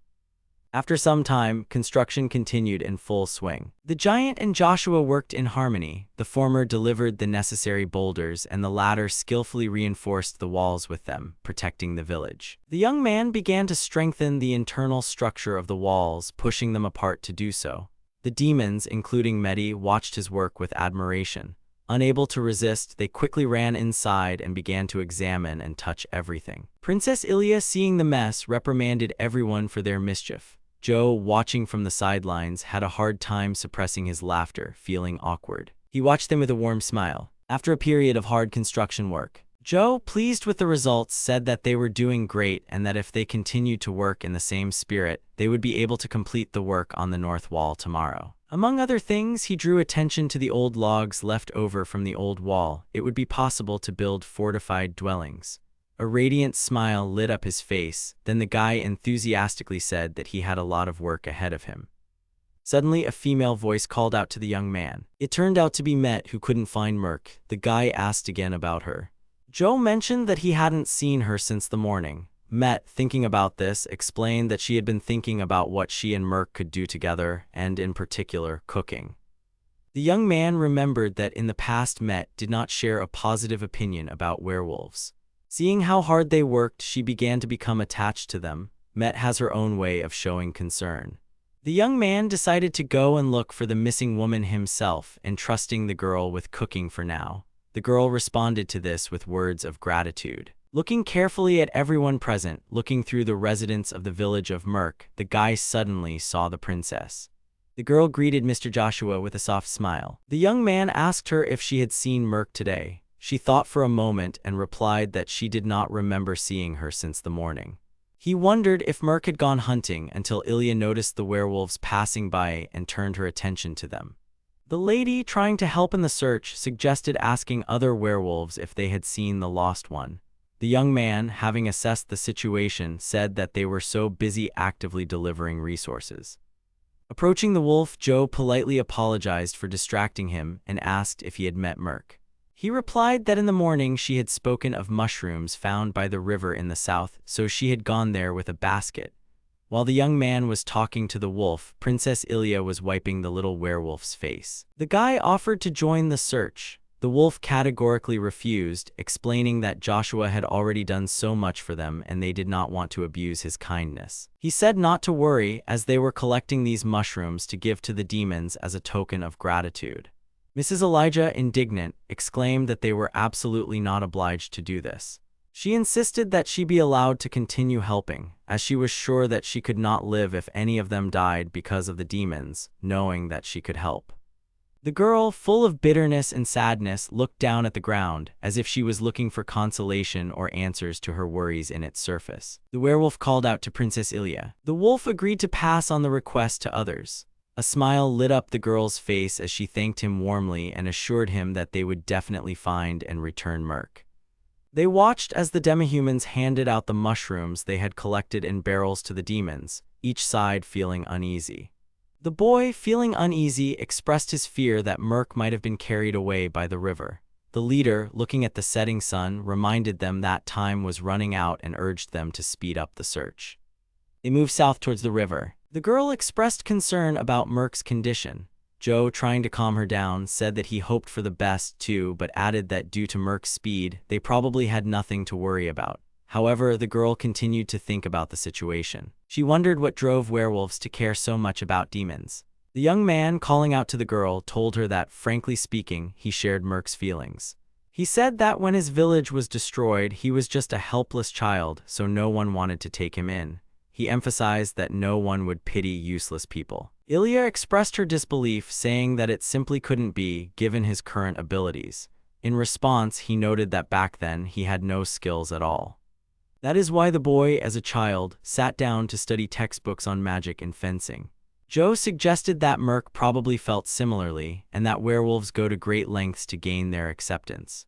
Princess Ilia said that they would not drive away the werewolves for such a simple reason. Joshua agreed, adding that the other demons also understood that driving away werewolves for this reason was ridiculous. He agreed with her observation, saying that she was absolutely right in noticing that the werewolves had been working with excessive zeal lately. The girl politely approached Mr. Joshua, saying that she would like to talk to Merc about this. The young man expressed his solidarity, saying that he shared her desire and suggested that they begin searching for her immediately. In the depths of the forest, one can hear the name Merc being shouted. A blonde girl in lush clothes with a dark-haired guy call Merc on the shore of the lake, trying to find her with their eyes. The girl draws the guy's attention somewhere, addressing him as Mr. Joshua. Merc is sitting on a large rock with water around it. Next to the girl with wolf ears is a basket. They call her again and she looks in their direction. They create a bridge to the rock and head towards Merc. Joshua asks the girl if the rising waters are the reason she couldn't return. The girl jumps off the rock onto the bridge and calls them. She calls the boy Joshua and the girl Elijah. Merc asks what they are doing here. Ilia is clearly displeased. Joshua feels an ominous aura around the girl and recoils a little. The girl starts yelling at Merc, who is surprised by her outburst of emotions. Ilia says that unlike kind Joshua, she is angry with the girl and warns her never to go to such dangerous places alone again. Merc hides behind Joshua and replies that the place is not dangerous and that mushrooms grow there.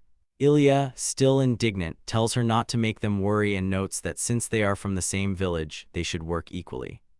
Merc slowly steps out from behind Joshua and obediently says that this will not happen again. Ilia sits down to be on level with Merc and explains to her that the werewolves, including her, have been very helpful in making it easy for them to find things they would never have found on their own. Covering one ear, Merc replies that although her kind has a better sense of smell, they are still no match in strength.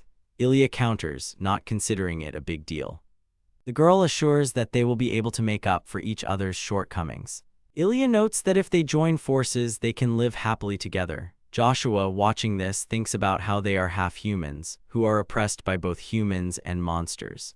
He thinks that the girl is right and that if the half-humans and werewolves join forces, they will be able to easily stand up for themselves. Merc also agrees with the girl and confirms that life together will be better. He and Ilia shake hands, sealing the agreement. Joshua says it's time to go home and that Met promised to cook a delicious dinner. Merc takes note. She shows a basket with a large number of mushrooms. Joshua is surprised to notice that it is a magical medic mushroom. The guy says that this mushroom helps to heal diseases and wounds. He praises Merc, to which she says that it is nothing, but her tail wags with joy. Evening is coming. In the village, among the small houses, it is quiet and there is no one on the street. Freshly cooked soup is steaming in a saucepan. Meat and something resembling lemons are floating in the broth. Merc looks at the food with disbelief. Joshua says it looks delicious. The girl with the horn shares that it's because of the pot he made for her. Merc, looking into the pot again, wonders why there is fruit and meat floating in there and doubts that Met knows how to cook. The girl with the horn asks her not to talk as if she doesn't know how. Joshua thinks Met is sulking. There is a plate of fresh, hot soup in front of the hero. There are many people and workers around them. The guy notes that this dish looks much better than what Met cooked before. Ilia tries the soup and says that it is very tasty. Met, her cheeks pink with embarrassment, cheerfully says that she tried very hard. Merc decides to try the dish and eats a spoonful of the soup. Her eyes light up and her face lights up with surprise. Merc says that it is delicious and that it is the first time Met has cooked something like this. The girl smiles contentedly, saying that it could not be otherwise. She says that she also added the mushrooms that Merc brought. The girl replies that they are surprisingly juicy and she didn't know that could happen. Met happily asks her again to make sure. Everyone watches the conversation with a smile. Met clarifies that the girl liked the mushrooms too. She wants to say something else, but she is interrupted by a noise outside. She looks out to sea and her attention is drawn to the roof of the neighboring building. Joshua appears behind her, also watching. On the roof stands a girl with 2 wings of different sizes. Merc says that the girl probably came for their meat, which surprises Met, who doesn't believe it. The girl with wings' stomach growls loudly. She is very embarrassed by this, blushing to her ears, and becomes embarrassed when Met comes closer to her.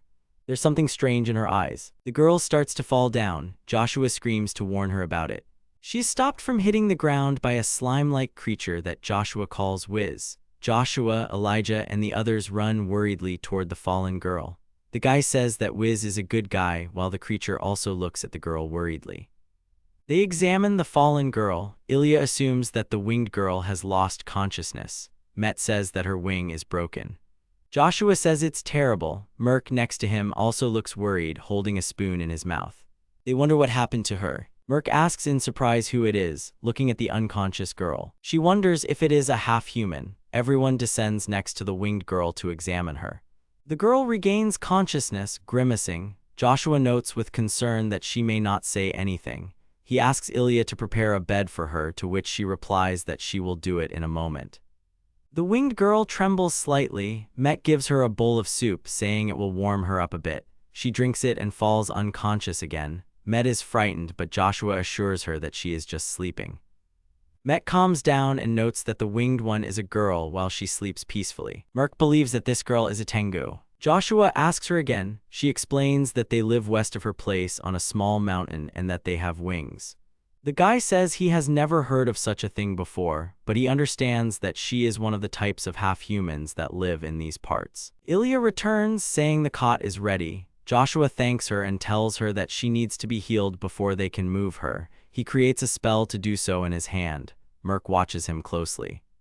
The girl sleeps on a bunk in the room. The heroes sit next to her. The guy asks Wiz to look after her. The other villagers are crowded at the entrance, looking worried. Met approaches them and assures them that all is well, suggesting that they return to the feast. She notes that there will be plenty more to come. Joshua is said to be amazing and can do anything. Merc says that her mother said that those who use 2 types of magic are amazing. The guy replies that in fact he uses a subtype of one magic and his healing skills are quite primitive. He is surprised. He is amazed that she knows about magic. She confirms this, clarifying that they are animals who can use it. Joshua asks Merc if she can use magic. She says that she was taught wind magic and stands up. Ilia looks at her questioningly. They go outside and Merc casts a wind spell holding his hands out in front of him. A small whirlwind is created on the ground. She lowers her ears and says that such a thing is only for play. Joshua notes that he is really not fit for combat and asks if she knows her sign. Merc replies that its name is White Wolf. He strengthens the spell of freezing and healing. In thought, Joshua notes that these spells are elementally different, meaning that she has a sign that gives an advantage in two types of magic at once. He asks Merc if she was taught magic. She replies that her mother only taught her how to create wind, the magic she used herself, and asks if Joshua will teach her other spells. He specifies that he can only teach her something simple, but since she already uses magic, it won't be difficult. She looks at him with interest. The guy suggests freezing the water in the bucket, imagining it. Joshua creates a wand for her and tells her to imagine freezing water by concentrating her power at the end of it. She casts a freezing spell and the water in the bucket turns to ice. Merc lifts the bucket triumphantly, happy that she succeeded. Joshua and Ilia praise her. Joshua encourages her and says that if she continues like this, she can do many more things. She thanks him. Merc looks at the staff with inspiration, saying that he will train. The guy remembers something. He says that he wants to build something, and for this he will need Merc's help. The girl and Ilia look at him questioningly. The next morning, the winged girl is still sleeping peacefully. Merc and Joshua are walking down the street. Joshua bends down to open the door to the basement. He explains that he asked the demons to dig this big hole. As they descend into it, he explains that the walls are made of iron and the door is a purple metal. Joshua lights a fire so he can take a look around. Merc sighs in surprise. She notes that it's a large room. Joshua asks Merc to freeze the floor there. She asks if this is a training session. He explains that in addition to training, it will help him keep frozen food in his room so it doesn't spoil. Merc likes the idea. She says she can do it. The guy hopes for her because it would be difficult for him to do something like that himself. She asks in surprise if there is anything he can't do. He says that he can only use the magic of creation. She says it's weird. Joshua, worried, suggests she practice and try. At that moment, Merc feels something strange. Joshua says he'll step aside. The girl stops him. She explains that the Tengu is making noise in the street and says that she will come too. They leave the basement and hurry towards the house where the Tengu was resting. They see a winged girl. Met and Ilia are standing next to her and Wiz is jumping. Ilia tries to worry the girl that she might collapse again. Tengu says that she is much better and that she cannot burden them like that. Joshua interrupts her with a sympathetic speech. He points out that she won't be able to fly far with wings like those, pointing to the smaller one. The girl bows her head sadly. Joshua asks her to introduce herself, saying his name first. The Tengu is silent, and the boy assumes that it is customary among their people not to talk to strangers. The girl shyly introduces herself as a Suha and confirms that she is a Tengu. Merc and Ilia introduce themselves in response. Ilia says that she is the head of the village. Joshua repeats his words. He repeats to her that she will not be able to fly. The girl looks at him tensely. He continues. He says with inspiration that he will make a device for flight. The girls look at him as if he said something strange. Ilia can't believe that the guy can even make wings. Joshua replies that they are too complicated and he can only make a flimsy model. The guy conjures a wand that contains a large stone and says that it can help him with this. Joshua asks Asuha if she can use magic. She looks at him in surprise. He explains that she needs to imagine releasing gusts of wind and say wind out loud. She agrees. Merc stands next to her. She does as the boy told her and creates a powerful gust of wind that surprises everyone present. Joshua says that with the staff she can definitely fly. He hands it over and Merc compares it to his own, noting that they are different in stone color. Asuha's stone is green. The boy notes that it is magical and was obtained from a mud slug. He adds that stones of this color are intended to enhance wind magic. Ilia recalls how they got it. Asuka and Merc don't understand anything. He stops explaining and tells them to remember that with this stone you can get a strong wind. The guy offers Asuka to fly with it. She hesitantly agrees to try. She begins to cast a spell and a powerful wave of wind rises around the heroes. The current picks her up and she flies into the air. The heroes watch in amazement. They are delighted to say that she actually flew. Ilia asks in amazement, looking at Asuha floating, if the stone really helped her fly up like that. Joshua confirms it, saying that it is a magic stone, adding that her magic also contributed to it. Asuha comes down and tries to give the staff back, saying she can't accept it, but Joshua says it's a gift in place of her wings. The guy adds that instead of returning the staff, the Tengu can help them. She says she will try, and Joshua explains that there are people around their area who are attacking the half-humans and they need their kind's help in gathering information, since they can fly. Asuka agrees but notes that they need to discuss this with their family. Ilia notes that they will be very happy if everything works out. She says that if their village can help in any way, they can reach out. The girl warns Asuka to beware of bad people, to which she responds with gratitude. Asuha continues to thank them and notes that she will try to repay them. In response, Ilia says that they are always welcome.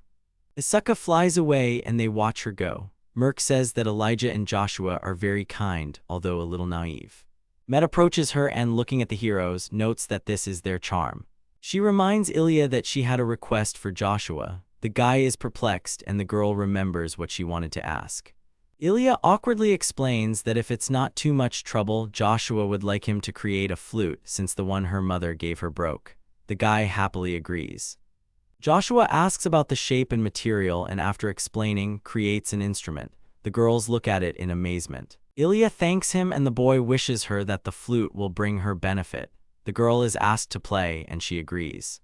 At the request of the audience, she, with embarrassment, wants to start playing. Joshua thinks that now a pleasant sound will reach his ears, conveying all the warmth of her soul. Ilia begins to play and lets out a piercing whistle that makes the heroes jump. They cover their ears in horror, trying to tell Ilia to stop. She stops playing, happily noting that she hasn't forgotten how to play yet, even though a lot of time has passed. The heroes look at her tensely. Someone in the village has mistaken the whistle for a bugle or a signal for an attack. Ilia says that she will improve her playing like Merc, to which she sullenly advises her to give up the flute. Joshua shares with Met that it can be used as a means of intimidation. In response, the girl says that she would not wish such a thing even on an enemy. Ilia happily invites Met to study with her. The girl awkwardly declines. Joshua notes that Asuha has already flown far away. He looks into the distance with a smile and hopes that everything will be fine with her. He doesn't know yet that she will return the next day. Joshua beams with joy, saying he didn't think they'd make this much progress, noting that they've finished both the north and west walls in the last 2 days, thanks to the golems and slimes. Someone calls him loudly, and the guy turns around. Merc runs up and reports that there is smoke on the northern mountain. Joshua is very concerned. They climb the wall and Merc points to where a wisp of smoke is rising behind the mountain. She assumes it's the same situation they're in. To support her, Ilia places his hand on her shoulder, assuring her that she will definitely accept everyone. Joshua says he relies on her. At that moment, something catches his attention. Asuha among them. All the winged half-men look battered. Some are more seriously wounded and are being carried in arms. The younger ones are holding the older ones. Joshua is horrified by the possibility of an attack by slave traders. The villagers rush to help the winged demihumans. Asuha watches from the wall. Joshua asks her worriedly what happened and assures her that everyone will be taken in. The girl, in tears, says that their village was burned down. While Joshua and the others listen to Asuha, one of the winged half-humans notices Joshua. He realizes with fear that he is a human and, without understanding, shouts that they will all be killed. He starts to panic and shouts for everyone to run away. The winged half-humans get scared and try to run away. Elijah tries to argue that Joshua is not like that, but they, noticing that she is also human, do not listen to her. They wonder what people are doing there. Ilia looks at the frightened half-humans in confusion and wonders what to do. At that moment, she is interrupted by Asuha's scream, telling everyone to stop. She screams tearfully that Joshua is the man who saved her and that they are different from other people. The winged half-humans freeze at her words, and she adds that it was the heroes who let them into the village. One of the Tengu apologizes for their reaction. Ilia waves it off and says that they have had a hard time and need a rest. Ilia says she will prepare beds for the wounded, and Merc asks to see the wounds themselves for treatment. All the villagers help the Tengu, supporting and caring for them. While the rescue work is underway, Asuka tells us that this is only a third of all the inhabitants. The second part was captured and the third was burned. This was done by a man who emits a large fire. Joshua assumes that these are the same firebenders who attacked the werewolf village. Asuha says that there were many other people, but it was the firebenders who burned their villages. The boy thinks that these are high-ranking mages. He apologizes but asks if these people used other magic. Asuha says that there was only fire. The girl notes that they had the same purple cape as Joshua and that they called themselves the offspring of the fire god. Joshua is amazed by this information. He remembers that cousin Lozga had people who said that. They were prodigies at the Magic Academy and they had the mark of divine fire. He thinks incredulously that their uniforms included the color purple. The boy asks the girl if she knows anything else. He replies that when she was heading to the village from the west, she wanted to check on her relatives who had gone hunting. There she saw a habitable village inhabited by people. She saw with horror that her relatives were working there as slaves, along with demons and werewolves. Joshua and Elijah ask her again in shock. She explains that after this picture, she asked her father to join forces and he went away to think.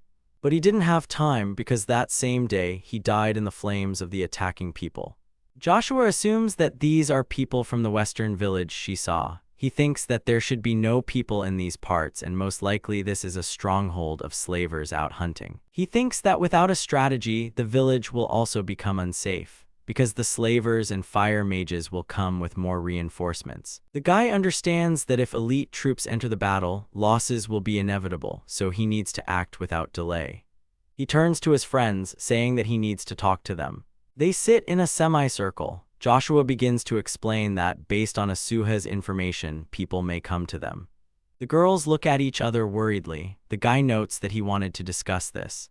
Elijah declares that they will fight. She firmly says that they will not evacuate and are not going to surrender or retreat even if people come.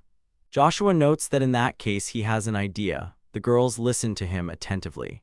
He suggests fighting back now because there is no time to wait. Met jumps up excitedly, supporting his idea, and says that now they must attack first to take revenge for everything the humans have done to them. The guy understands her but points out that their main goal now is to save all the people captured at the outpost. He explains that they need to thin out the warriors first and then attack. Merc understands what he means, offering to lure them out. Joshua agrees, adding that after they deal with them, they can attack the outpost. Joshua approaches Wiz, saying that he and the golem need to get a lot of coal from the caves. The slime happily jumps in agreement. Merc waves at the golem. Ilia asks the guy about the coal again. The guy explains that it is a fuel that is easily flammable and can be used as a trap. He turns to Merc. Joshua says they'll need the werewolf's ability to move at high speed. Merc, without hesitation, replies that they'll do anything to help. Such determination encourages the guy. He asks them to lure out the slave traders and, keeping their distance, lead them to the northern gate. Joshua also asks Asuha to show Merc and the other wolves the way to the village. He says that if the enemy's way back is blocked, a trap can be set and notes that it is dangerous but necessary. Merc and Asuha confidently tell him to rely on them. Joshua remembers something. The guy says that after Asuha returns, he will have one more request. She will need to blow the wind while on the walls. He notes that he will tell Met the details, so she should approach her right away. Asuka says that she understands and they, together with the werewolves, leave for the mission. Joshua is called by name. Met asks if he wants to give her command. The guy confirms this, explaining that since he will be playing the role of bait, he will not be able to control the process. The girls are shocked by his statement. Their faces show concern. Elijah tries to actively offer himself as bait, but Joshua refuses her. He grimly says that he will need to take care of something personally, and to do this, he will need to be very close to the enemy. The boy tells Ilia to wait at the castle gates and to enter the battle on the signal. Reluctantly, the girl agrees. Joshua thanks her with a smile. For this reason, he hands over the leadership to Met. The guy says that she will have to control the situation and the order of actions from the walls. The girl, a little nervous, salutes him, promising to remember everything. Joshua reassures her, saying he will leave Wiz with her. He notes that they need to prepare and make defensive arrangements. The girls do not understand him. He decides to show it in practice and, with the help of magic, creates a wooden ballista. Met compares the device to a large arbat on a stand. He explains that the ballista shoots large arrows or stones. Met is excited about shooting it. The guy stops her.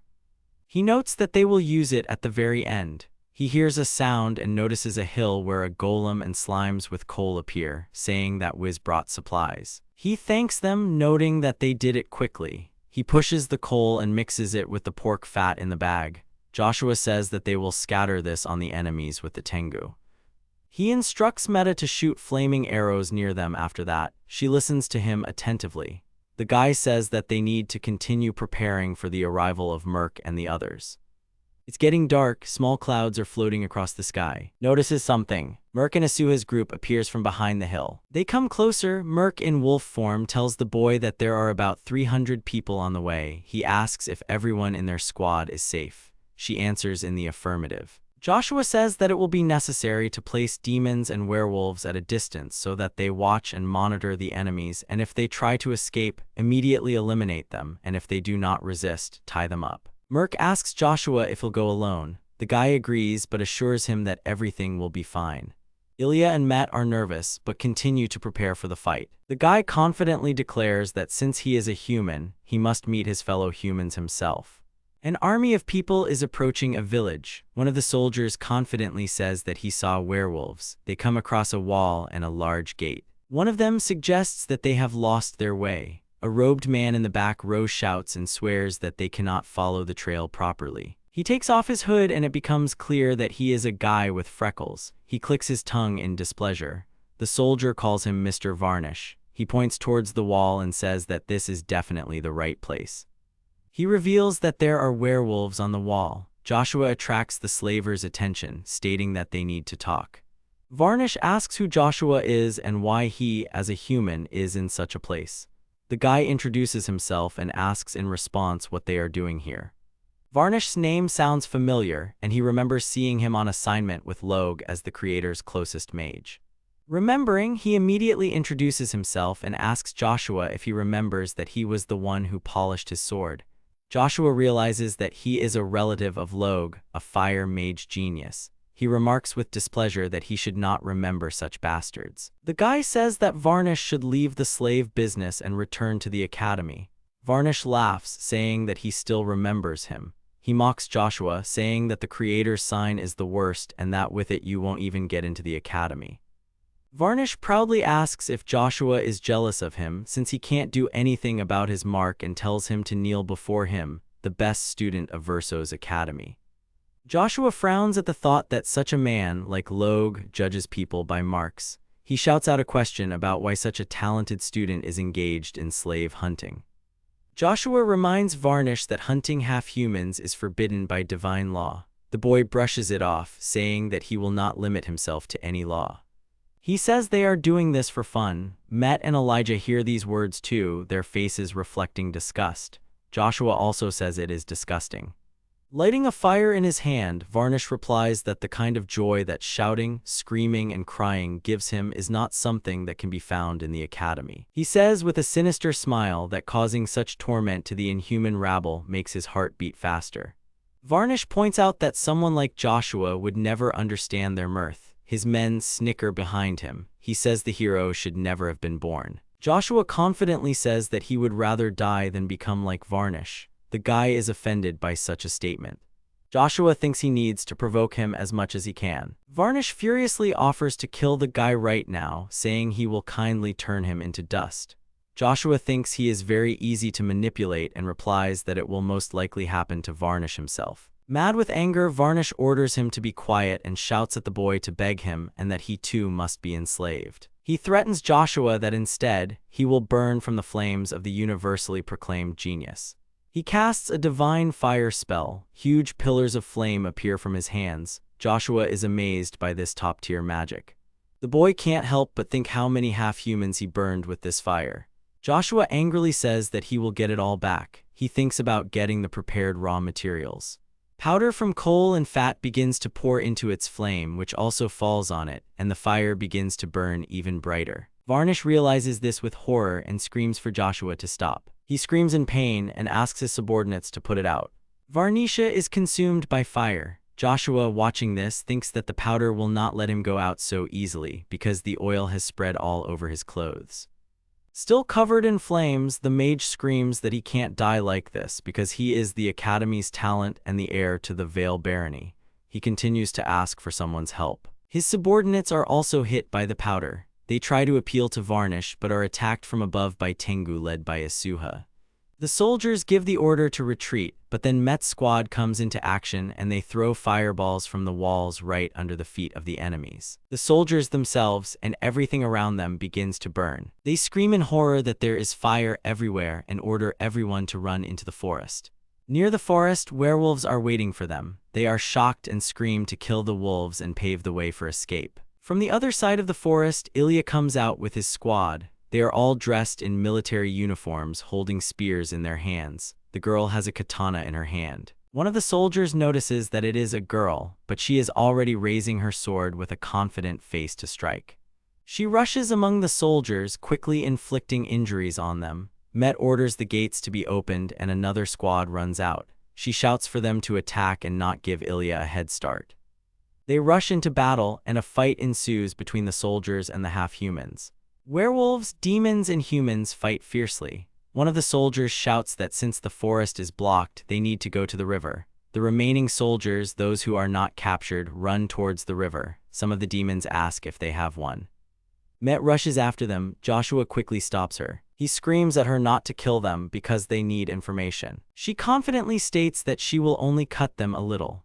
Merc in wolf form stands in front of her and says that Met might accidentally fail to fulfill this condition, so it would be better for her to go herself. The girl is outraged by such a statement. She runs after Merc, screaming that she will catch them. Joshua thinks that she is as fast as the wolves. His thoughts are interrupted by someone speaking to him.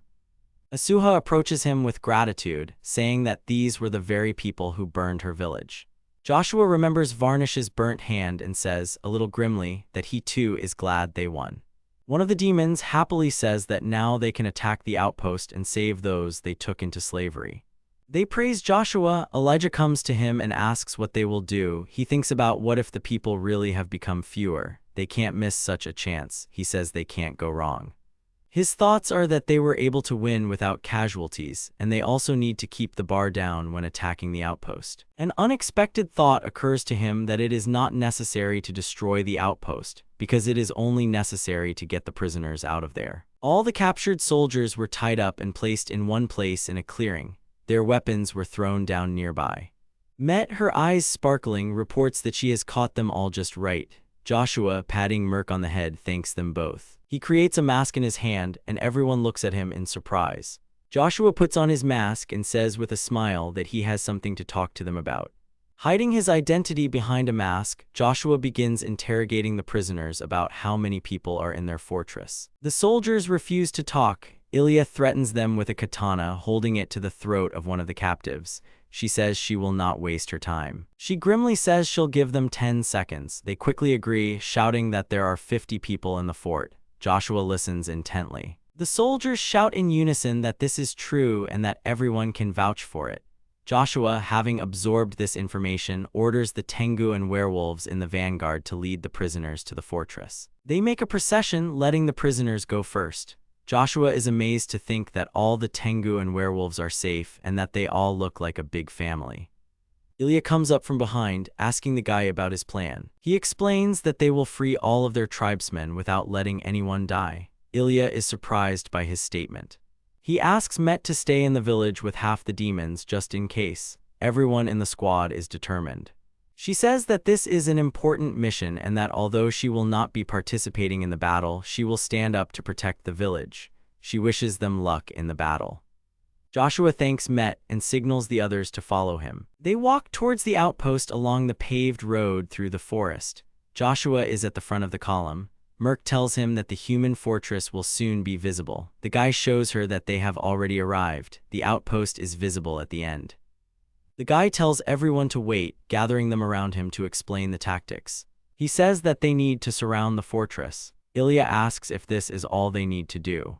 She worries if this will be enough. He agrees and says that they will not fight. Merc disagrees. She says that they need to destroy the enemies and free the people because there are only 50 people. Joshua refuses her.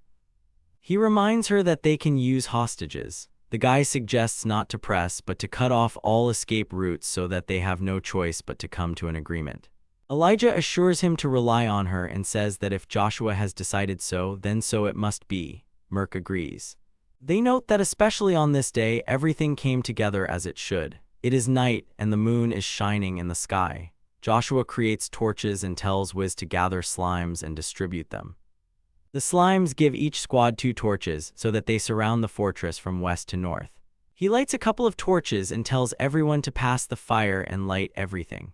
The guy commands the werewolves to spread out from the east to the north, the Tengu to surround the fortress from above, moving in a circle, and the demons from the south to move with the prisoners straight to the walls. While creating the mask again, Joshua says he needs 1 prisoner, as well as Asuha, Ilia, and Merc. He creates 2 large golems behind him, puts on a mask, and says it's time to begin. There are 2 guys in the fortress. One looks out the window and says that Mr. Varnish has returned from hunting wolves. The other looks out and realizes with horror that these are not their relatives. The second guy notes that there are too many lights in the forest. Elijah starts playing the flute. The guys in the fortress cover their ears, not understanding what kind of terrible music this is. They order to report everything to Mr. Kobius. Joshua also stands with his ears covered. The guy and Ilia are very pleased with the effect and the fact that they were able to make some noise. The others sigh in pain after the melody ends. A man with a mustache appears from the window, asking who they are and whose squad they are. Joshua confidently claims that he is half human. He points towards his team and says that he is an envoy of the Fender Coalition. Everyone is surprised by his speech. The man doesn't understand. Joshua isn't surprised by this because he just made up the name himself. He thinks the coalition is named after the lands. He claims they are against slavery and hunting, that they are a coalition of half-humans. He threatens that if they do not release all the prisoners, they will raze the fortress to the ground. The man thinks that this is stupid. Joshua indignantly reproaches him that the number of families that were destroyed cannot be stupid. He raises his hand and declares that all the many flames around the fortress are the flames of anger of each of the demihumans who suffered. Joshua explains that Vanish has learned this the hard way. The man is shocked by his words. The prisoner Joshua took with him under pressure screams that it is all true and that Mr. Varnish and the warriors could not do anything. The man's expression shows fear. The prisoner screams that the entire forest is full of half-humans. Hundreds of lights are shining around the outpost. The guy declares that the fortress is surrounded. Joshua screams, asking the man what his choice will be, to release all the prisoners or to burn. Kobius is horrified. The guy threatens that maybe the golems will help him make a decision. Kobius tells him to wait. He asks for some time. Joshua thinks that their demands are to let their comrades go and make them leave, because they do not intend to attack them or take their things. Kobius agrees to the guy's terms. He asks if he will definitely keep his promise. Joshua tells the man that he is in no position to clarify such things and warns that if anything goes wrong, he will be the first to suffer. The boy gives the command to Ilia, and she raises the bow. The arrow hits near Kobius' face, and he quickly says that he will do everything. He orders the gates to be opened and all the demihumans to be thrown out. The gates open and the enslaved comrades come out. The golems show them the way. Joshua calls on Ilia, Asuha, and Merc to check if everyone has been released. They carefully lead away the freed ones. Merc and Ilia make sure everything is done correctly. Ilia reports a little gloomily that everyone was released except for those who are no longer alive. Joshua says they would like to take the remains, but time is running out and it's getting light. Ilia agrees that the result of their actions is good. The guy turns to Kobius, asking if he let everyone go. The frightened man screams that they are all gone. Then Joshua orders them to leave before he changes his mind. Kobius swears that they will never come back. On behalf of all his comrades, the boy says that the half-humans are smarter than them, and this time they will believe their words. The people look at them with horror. The man shouts that they are retreating. Joshua and his team return to the village. Joshua asks Merc if they are being followed. She, walking alongside him in her wolf form, assures him that no one is on his tail. She asks the guy what he meant by his words about the Fender Coalition. He explains with a smile that he wanted to let people know that there are many demihumans and that they should be feared. Ilia adds that if you think about it, the name reflects the truth, because they are indeed a coalition of races living on Fender. The girl watches the friendly interactions between her comrades from different races. She laments that after defeating the slavers, their pleasant camaraderie may end. Joshua is surprised by her words. Asuha and Merc exchange glances. Merc approaches her and assures her that such a thing will not happen and that they will always be there. Asuha also says that if the demons don't mind, they would like to stay. Joshua says happily that it's not a bad idea. He talks about the need to work together and the possibility of expanding the coalition further. Elijah looks at him hopefully. She takes Asuha's hand in hers and speaks enthusiastically about continuing to support each other. Then they turn to Joshua, who looks at them questioningly. They hint to him that the coalition needs a leader. The guy freezes, realizing that they mean him. Everyone looks in his direction. He awkwardly tries to explain that he is just a traveler. With eyes shining with admiration, Ilia says that they owe the success of the operation to him because they know nothing about tactics and strategy.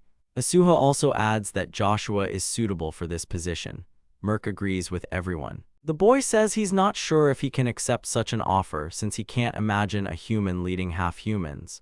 But then he thinks that on the other hand it would be easier to give advice and that he still needs a place to stay. He stipulates that they must make important decisions themselves. He says that he will give advice and if someone better comes along to take his place, he will give in.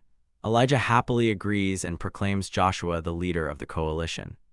Joshua is still not sure how good this idea is. Merc congratulates him on his new position. They finally reach the village. Everyone who was in captivity joyfully greets their relatives. A happy Met greets her friends, noting how many people have returned. Joshua says with a smile that there were no casualties. He notices smoke coming from the house and asks the girl about it. She says she thought everyone would come back hungry, so she cooked a lot of food. The half-human's eyes light up. Joshua says it's great. Pleasantly surprised, he says that he hadn't even thought of arranging it that way. The thought occurs to him that the people might be very hungry. Met smiles brightly, confirming and declaring that this is the reason why she will become his wife. He freezes in shock and the girl says that they will complement each other. He awkwardly asks why she decided that.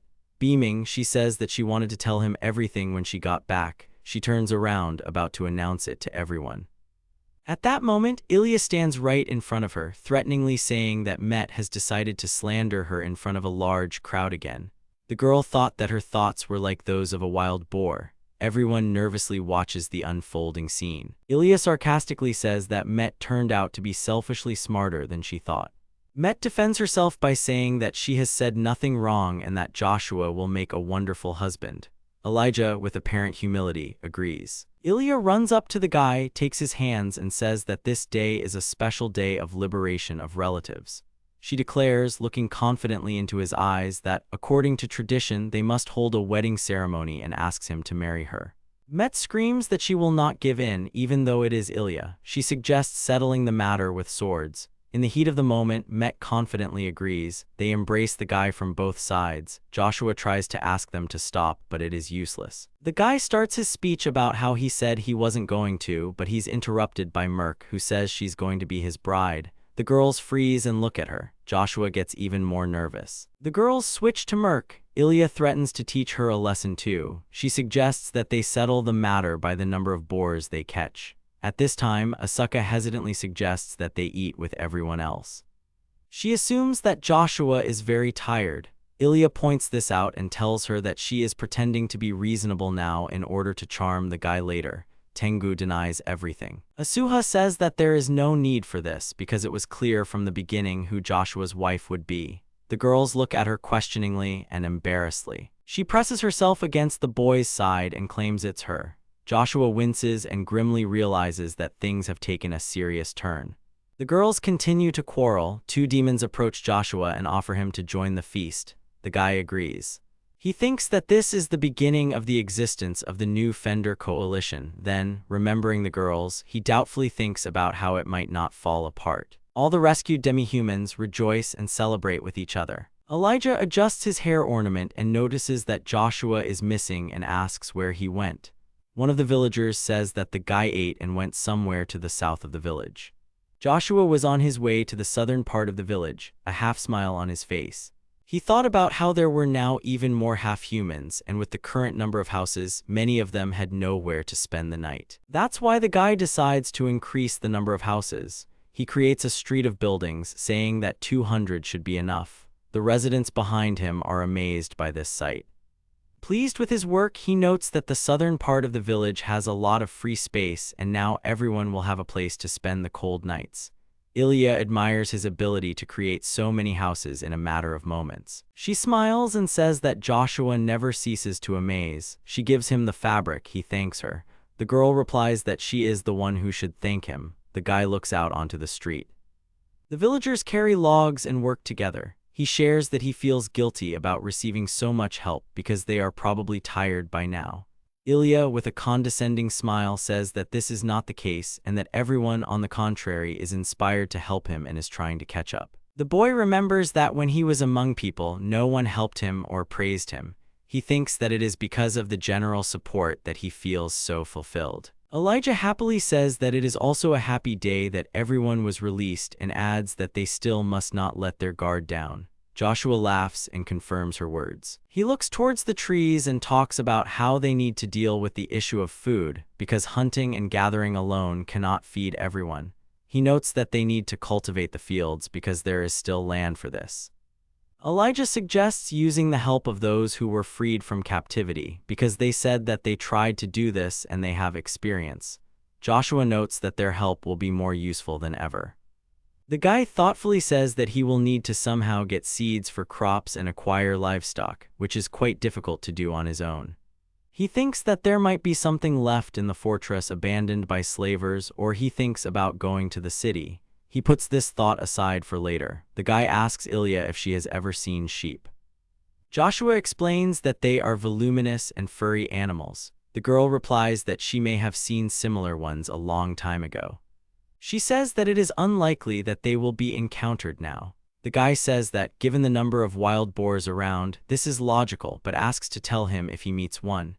Ilia agrees and says that he will pass on the information to Merc and the other werewolves. Joshua thanks her and says he has some more work to do and will be back. Elijah asks to help him.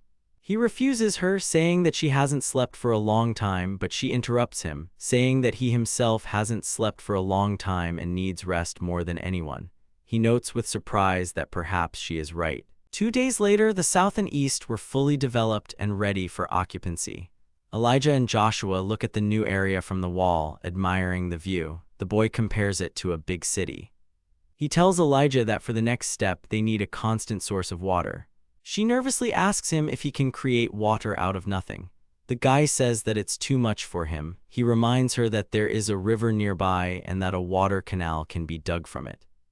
Elijah asks if this will be too much of a task. Joshua admits that he has already asked some half-humans to do it and that it should be ready by tomorrow. Elijah is surprised. She says admiringly that Joshua can do anything. He continues the conversation, but she distracts him a little by calling him by name. She asks if he can do something for her when he brings water to the village. The boy readily agrees. She thanks him. The girl points towards the mountain and tells him that there is a large hot spring there, closer to the ascent. Joshua happily asks if it is an onsen. Elijah is glad that he understands what she is talking about. Joshua replies that he has tried it several times and it takes away the fatigue like magic. Ilia sheepishly says that it would be great if they had an onsen in their village, because its waters are very good for the skin. The girl apologizes for her selfish request, but Joshua stops her.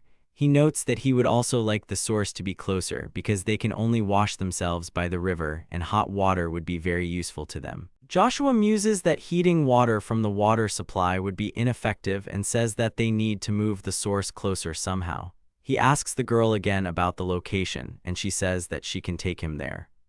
He says they need to move right now and she, beaming with joy, agrees, but something darkens her mood in the end. They walk towards the spring, and Elijah turns irritably towards the people behind him. Behind them are Met, Asuha, and Merc with towels at the ready. Ilia asks menacingly what they are doing here.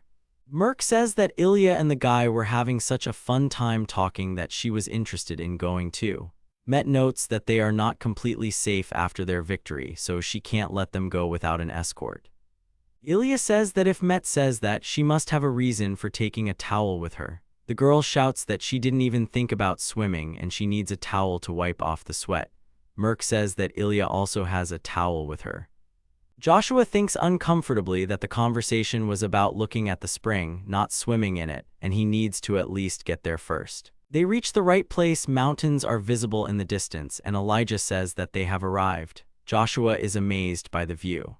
The waterfall spills into a small lake from which steam rises. He says with admiration that the place is very beautiful.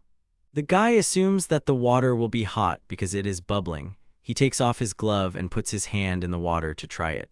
Having burned himself a little, he quickly pulls his hand away, screaming from the temperature. He thinks that the temperature is too high for an onsen and asks Ilia if demons go to such springs. Ilia happily agrees and encourages him to try it too, offering to rub his back. Met steps in, saying that this task should be hers. Elijah objects to the girl, and Joshua thinks that he would never go into such water. He turns to Merc and Asuka, who are also tasting the water and pulling their limbs away because they are also hot. The guy suggests that demons are more resistant to such temperatures, but such water is not suitable for others. He thinks that while the water is on its way to the village, it might cool down to the right temperature, but his thoughts are interrupted by a sound. The rumble is repeated and everyone else also flinches in surprise, not understanding where it comes from. The guy assumes it's an earthquake, but Merc says it looks more like a large herd of wild armored boars or something of similar size. Joshua notes that it worries him that the sound is near the village. Merc confirms that it is coming from the direction of the village to the south. He apologizes that the onsen won't work today. Ilia tells him not to worry. She reproachfully says that only Met hoped for something, but she, on the contrary, blames Ilia. Met falls silent, offended, pursing her lips. Joshua tells her not to worry because they will soon have their own source. He asks Asuha to report the tramp to the village and she agrees. Asuha flies off towards the village. Joshua says they'll go check out the source of the sound. Met is still sulking a little. They all run together towards the place where the sound comes from. Joshua notices clouds of dust rising above the forest and notes that only a herd of wild boars could have done that. He thinks intensely that they could be armored boars. He speculates that even though they don't herd under the influence of the Demon King, they could be used in this way. He notes that humans and a Demon King are fighting over this land. They run on, and the boy notices that the unknown source of the noise is already quite close. He appraisingly says that they are moving too slowly for boars. The guy is surprised to realize that these are not boars. A herd of something black and fluffy is rushing towards them. He sees horned, furry creatures that look like rams and realizes that they are mauves. Merc asks Joshua again. The guy explains that they are a special kind of sheep bred by the Demon King that produces milk and more wool. He notes that their raw material is very valuable to humans, but they are aggressive, smart, and can eat meat. The guy says that their wool would be very useful to them, but they would hardly be able to cope with such a herd. One of the creatures notices the guy. It bleats and points at him as if he were human, catching Joshua off guard. Joshua is amazed that the creature can talk. He assumes that it is the leader of the herd. Mauve indignantly asks if the guy is going to interfere with them. The boy tries to say something, but the bleating drowns out his voice. The creature says that although the grass is tasty, the place has become dangerous. Ilia looks at the herd with apprehension. The main Mauve decides to give the command to wipe the man off the face of the earth, and the entire herd turns to the heroes. The Mauve scream furiously that people are dangerous and that they need to be trampled. Ilia tries to protect Joshua, telling him to step back and already drawing his katana. Joshua doesn't allow her, noting that there are too many of them and that they all need to get back to the village. The girl tries to object. At this point, when everyone decided to turn back, Merc gets into a defensive position. The guy asks her what she's doing. The werewolf replies with wolfish eyes flashing that she doesn't feel like running. Joshua calls out to Merc questioningly, and several shadows fly past him. Other werewolves appear in front of the guy and also take a defensive position. They are determined and watch the language closely. They start barking. The guy gets scared and says worriedly that attacking head-on like that is too dangerous. Ilia approaches him, drawing his attention to something. They see that the languages have stopped and that the creatures themselves cannot understand why they react this way and why the hooves no longer stomp. They were scared by the werewolves and their dog-like barking. Joshua thinks the bond between the Mauve and the werewolves is like the bond between wolves and sheep. He says they should take advantage of it. He gives Merc and the others the task of surrounding the Mauves along the perimeter. The creatures began to panic out of fear, not knowing what to do. The werewolves surround the mobs and herd them all into one pile. Even more frightened, the mobs bleat. They are shaking with fear and asking each other what they should do. Joshua realizes it's time to act and creates a wooden fence around them, giving them no chance to escape. The creatures give in to the pressure, not understanding what kind of tree has appeared around them. One of them points out that more people are running. Then, looking closer, they realize that these are people with horns and wings. Reinforcements from the village have come to the heroes. They feel despair knowing that they have nowhere left to run. The leader of their herd, filled with determination, says that this is no time to lose heart. He shouts that they will defeat everyone but is interrupted by the tip of a katana. Ilia, ready to attack, threatens them with her sword. Mav freezes in fear and all his resolve evaporates. Ilia looks at him with a piercing gaze, and this frightens the animal even more. It begins to retreat under the pressure of the girl. Relatives call the brave Moa Sarazoi and sympathetically say that she lost. Ilia asks Joshua what they should do now. The guy notes that they don't want to fight anymore. All the mobs now quietly crowd around their defeated comrade. Joshua notes that now that they have finally stopped resisting, he can try to talk to them. Together with the girls, they approach the main mob, who, tired and defeated, lies on the ground. It barely moves its tongue, but as soon as the heroes get closer, it tries to defend itself. Joshua calms the creature, assuring it that they do not intend to hurt it. Mav apologizes and says that they were scared because people were constantly attacking them. Joshua is sorry to hear this and asks if they belong to the Demon King. Mav agrees with him, saying that it turns out that way. The creature explains that they were constantly kept in tiny barns and mistreated, so they decided to escape. Mav complains that they were given mud to drink instead of water and rotten meat instead of food.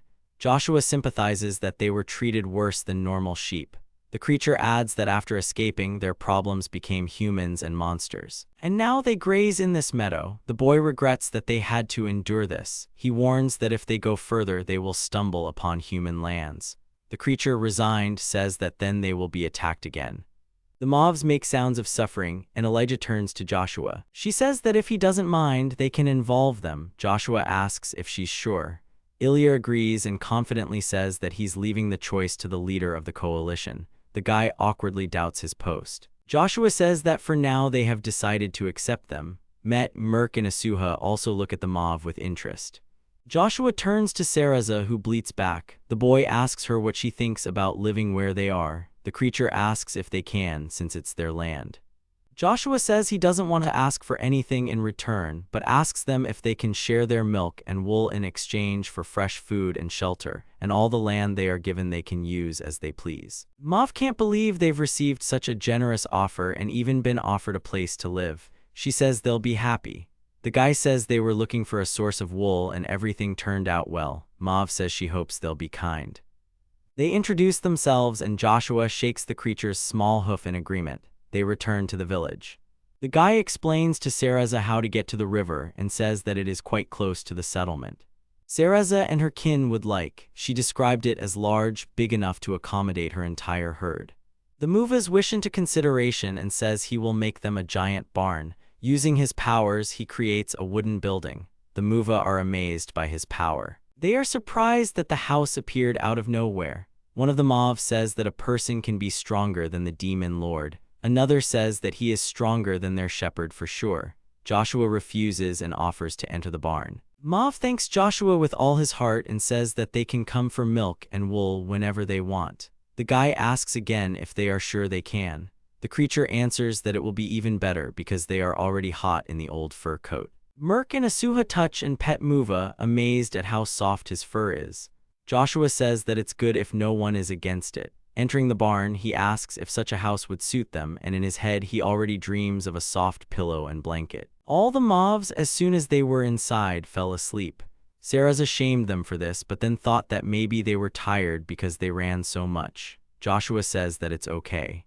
He mentions that their fur can be used to make a soft bed and decides that he will do so when everyone wakes up. Instead, Saraza offers him to sleep on her. Joshua looks at her questioningly. Saraza says that they served as small beds for the Demon Lord's soldiers. Joshua asks if that's true. Mav confirms the information. The guy says he'll wait for him at night. he says he'll be happy to help. It's deep night, the moon is full in the sky. Mauve serves as Joshua's pillow on which he sleeps peacefully. He feels the divine softness of Cereza's fur, but as he touches her further, he finds something else. Cereza screams in surprise and Joshua's eyes immediately widen. He jumps up, asking her what is wrong. He realizes that he accidentally grabbed the place where the mauves give milk. Cereza says it's inappropriate to grab onto such places so suddenly. Joshua apologizes, saying he didn't notice. Cereza says that if he wants to drink milk, she won't mind, but everything should be done within the bounds of decency. She adds that since they made a promise, nothing can be done. Joshua doesn't understand what she means. In front of the guy, Cereza begins to transform and he shields himself from the light. When it's all over, he looks at her again and what he sees amazes him. Joshua sees a girl in front of him. She has wavy hair and ram ears. Cereza, with shining eyes, explains that their blood is mixed with the blood of the demon lord, so they were taught to transform into a human. Joshua thinks it's similar to Merc's situation. He's very surprised. She says she's human-like now and milk will be easier to drink. Suddenly, Ilia appears next to them. She looms over Cereza menacingly. She reminds her that she herself spoke about the limits of decency. Cereza confirms this and does not understand what she did wrong. Ilia, bowing her head peacefully, says that she will not scold for ignorance.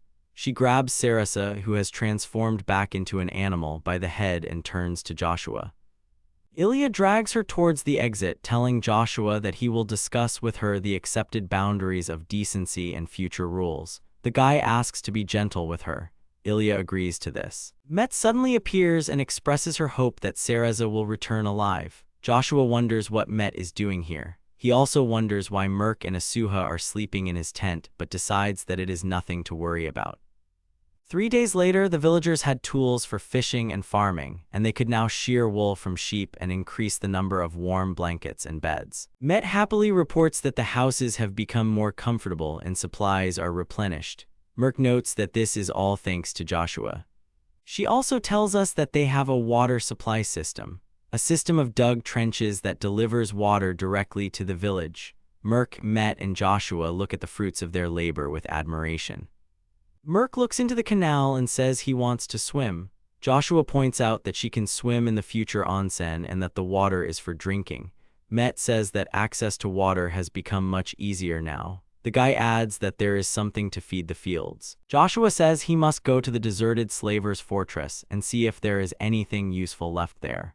Met notes that she will go with him and that the settlement is well protected without her. She would also like to visit the fortress. Joshua agrees. Met also notes that she is suitable for the role of his bodyguard since Ilia is the headman and is busy with other things. Then she gets scared that Elijah might hear her and falls silent. The guy stands awkwardly nearby. Merc comes up to them and says that he will go with them too, which Joshua is only happy about. The guy says that Asuha and Ilia are teaching others how to hunt, so the 3 of them will go together. Merc volunteers to go ahead to scout out the situation. Joshua says that they will catch up with her. They set off past fields where, among other things, the mauves graze. They wave to them to say hello. Joshua and Asuha are walking through the forest. Merc runs up to them from reconnaissance and reports that something happened in that direction. She says that all the people they saw are lying lifeless in the fortress and that this is clearly the work of someone. Returning from reconnaissance, Merc reports that the people in the settlement they met earlier are dead, and it seems that someone contributed greatly to this. Joshua is shocked by such news. He asks if he is talking about those with whom they encountered not long ago and were forced to negotiate.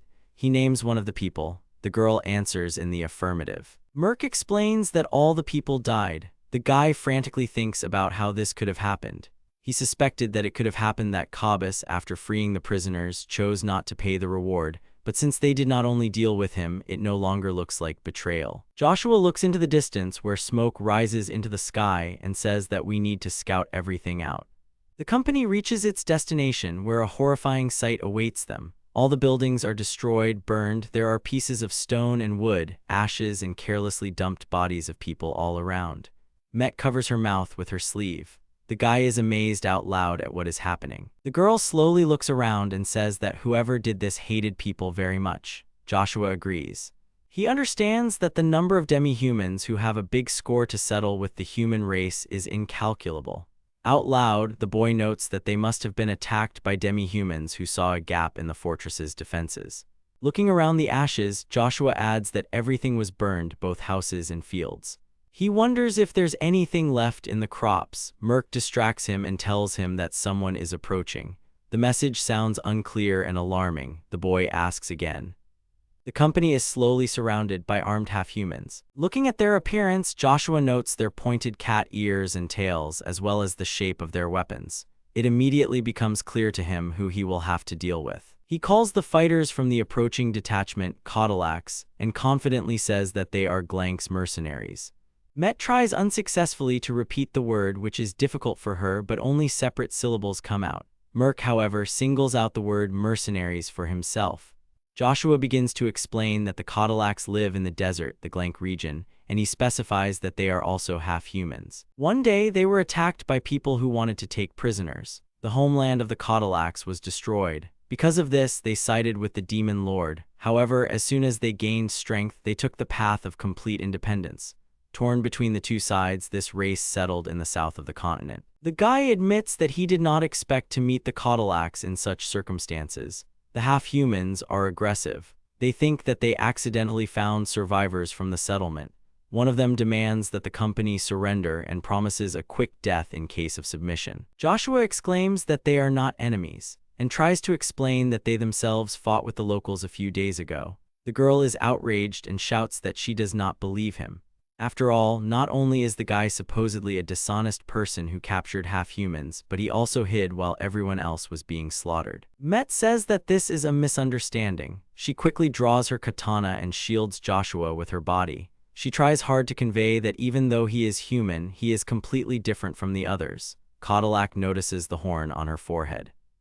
The mercenary interprets this attack in her own way. She concludes that the demon is simply in the power of a man and is forced to serve him. She even expresses pity towards the girl but still grabs the hilt of the sword. Met is shocked by such a statement. The girls engage in a fierce battle. The mercenary taunts that her rival is quite skilled in combat for her unenviable position.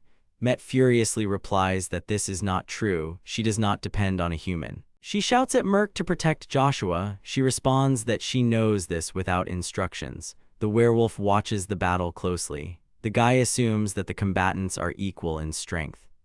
However, other mercenaries are already approaching the meeting place. Joshua frantically considers what would be the right thing to do. He understands the difficult situation of the race he has met, and he doesn't want to make enemies from the Glank region. There is definitely no reason to fight. The boy calls out to Meta. He asks her to back off. The girl obediently complies with the demand, and the guy uses the crafting spell. Instantly appears right in front of the mercenary, preventing her from completing her attack. She strikes, but her sword only hits the rocks without effect. Joshua thinks he has stopped the attack. However, the mercenary deftly grabs the ledges and in a few moments easily finds herself on top and effortlessly flies over the wall. She is determined to finish the fight. At the last moment, someone calls her by name and demands that she stop. Nia obeys, but immediately begins to justify her decision. The company seems suspicious to her, no matter how you look at it. Kaitaku, who turns out to be her father, agrees, but not completely. He looks over the group carefully and notes their unusual composition of a human, a werewolf, and a demon.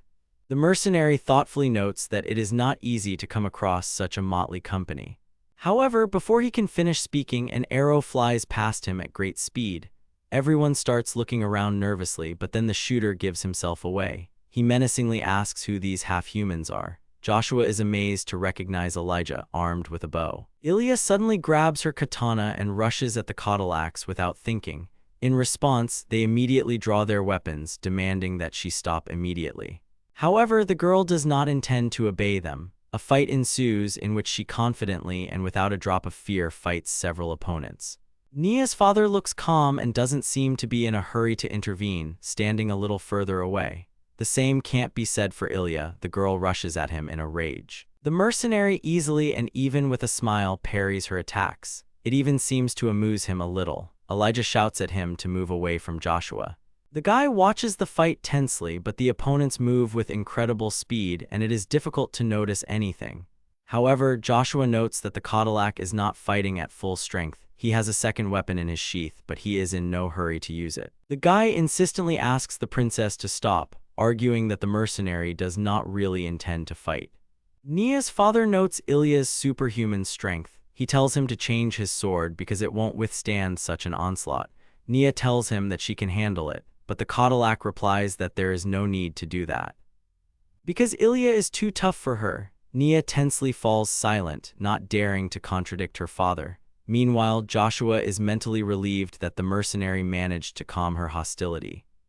The boy had never seen anyone wield a dagger so quickly, so it was hard to imagine what would happen if she decided to draw both blades. Even Ilia might not be able to handle that. Nia was silent. Her father smiled and looked at her with a slightly condescending expression. Cadillac apologizes for his daughter's behavior and says that she did not mean to offend anyone. Finally, he tells her his name. His name is Balon and he is a soldier of Glenk. The boy also calls himself by this name. Balon asks if Joshua is part of the Fender coalition that everyone is talking about. The guy confirms his guess. After that, he decides to ask about the people found here because the mercenaries themselves mentioned them. Balon dispassionately confirms that all this terrible cruelty is their doing. He explains that the fortress's inhabitants owe them money, and the time has come to repay that debt. Joshua explains his recent demand that they leave the area. He also explains his plan to search the fortress. Ilia and Met still look at the mercenaries with suspicion. Balon smiles smugly and says that there is nothing left to search for here now. There is nothing left after the attack, and the Cadillacs have no intention of sharing their spoils with outsiders. The boy says he doesn't need any special supplies since they came to see what's left of the fields and crops. Cadillac suggests they try to search in that case.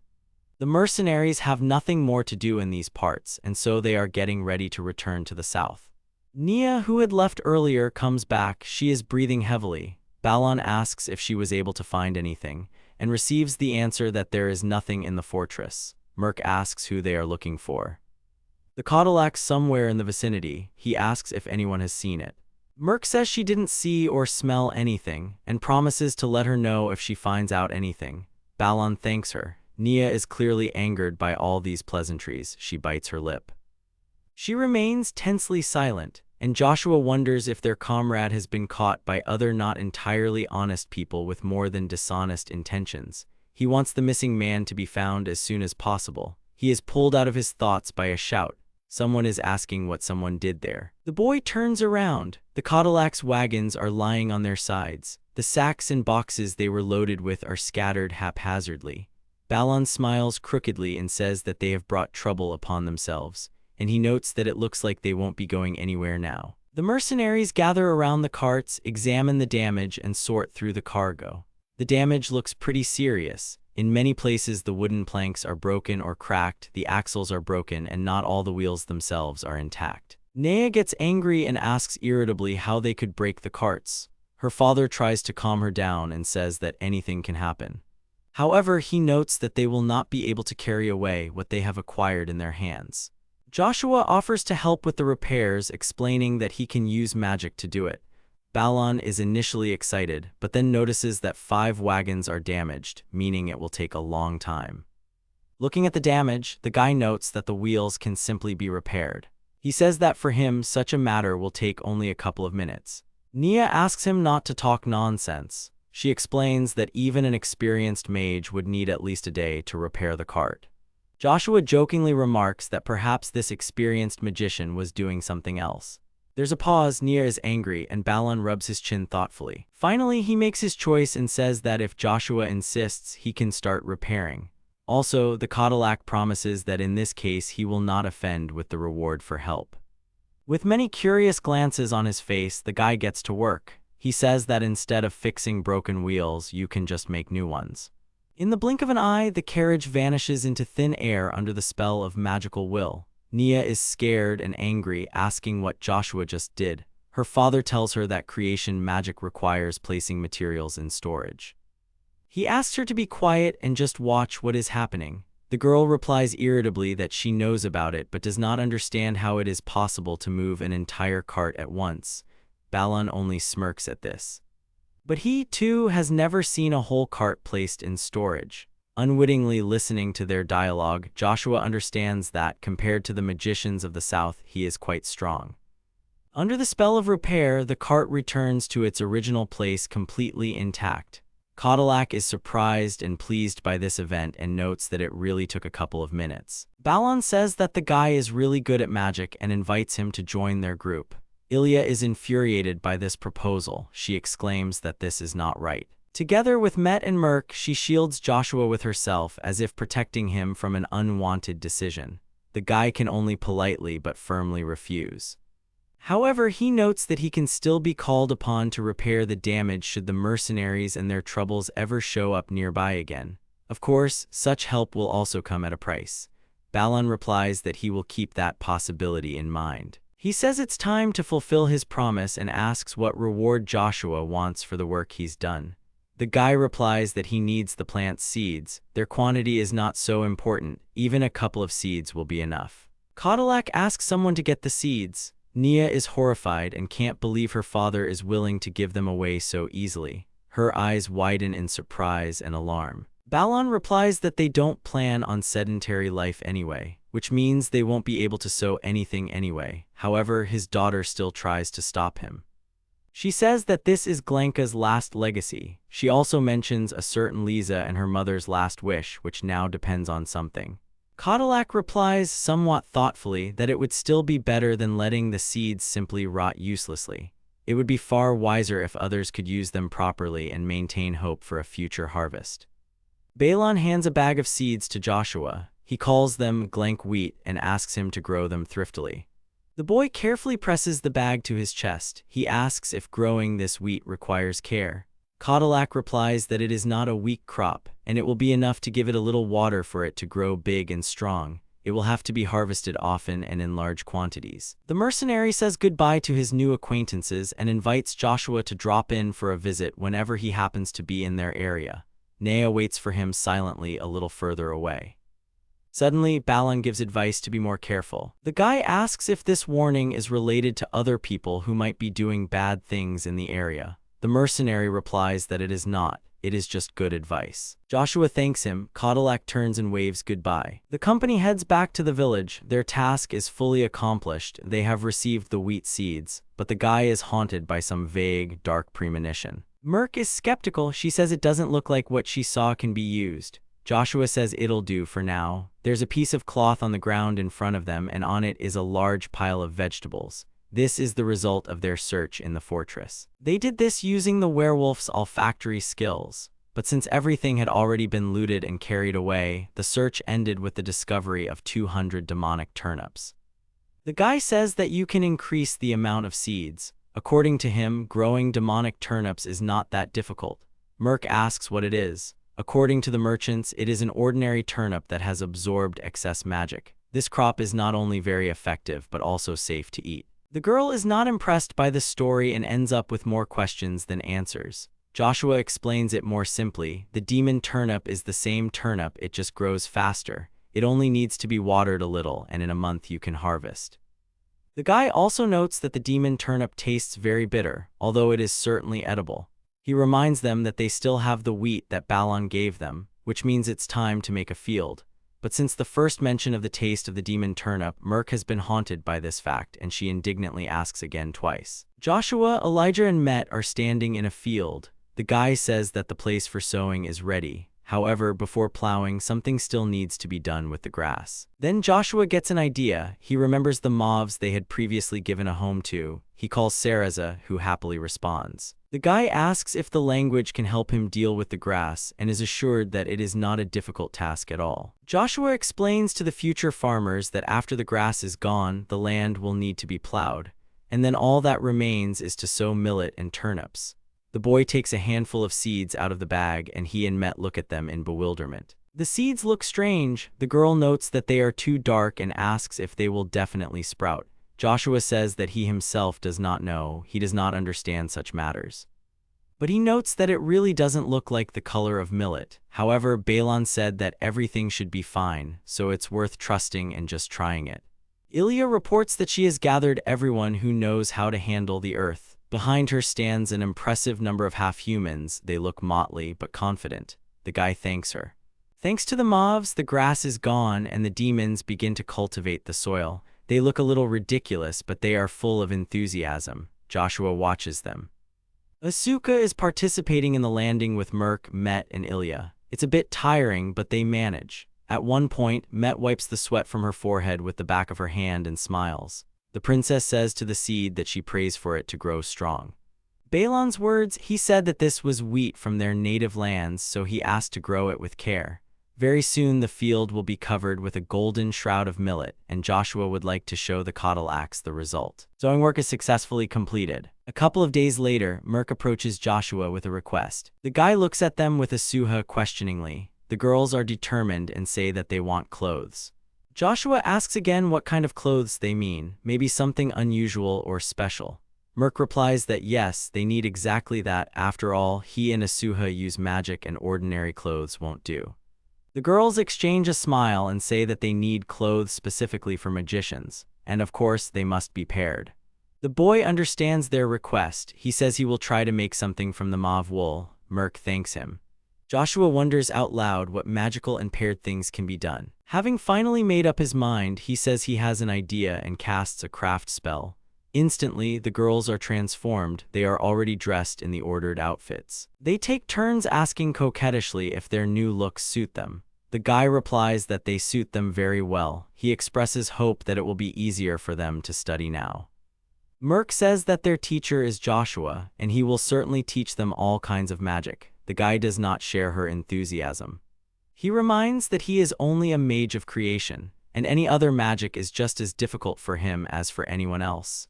Moreover, he has already taught the girls everything that he could learn himself. Joshua adds that for further training it is necessary to go to school or have a grimoire.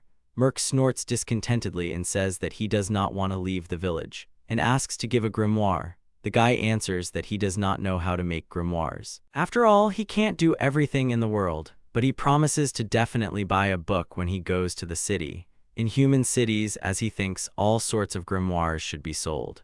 Merc lowers her ears and quietly says that then nothing is needed. She adds that she does not want Joshua to go to another city. The guy tries to tell her something, but the girl just remains silent and depressed. The awkward scene is interrupted by a question about what they are doing that is so interesting.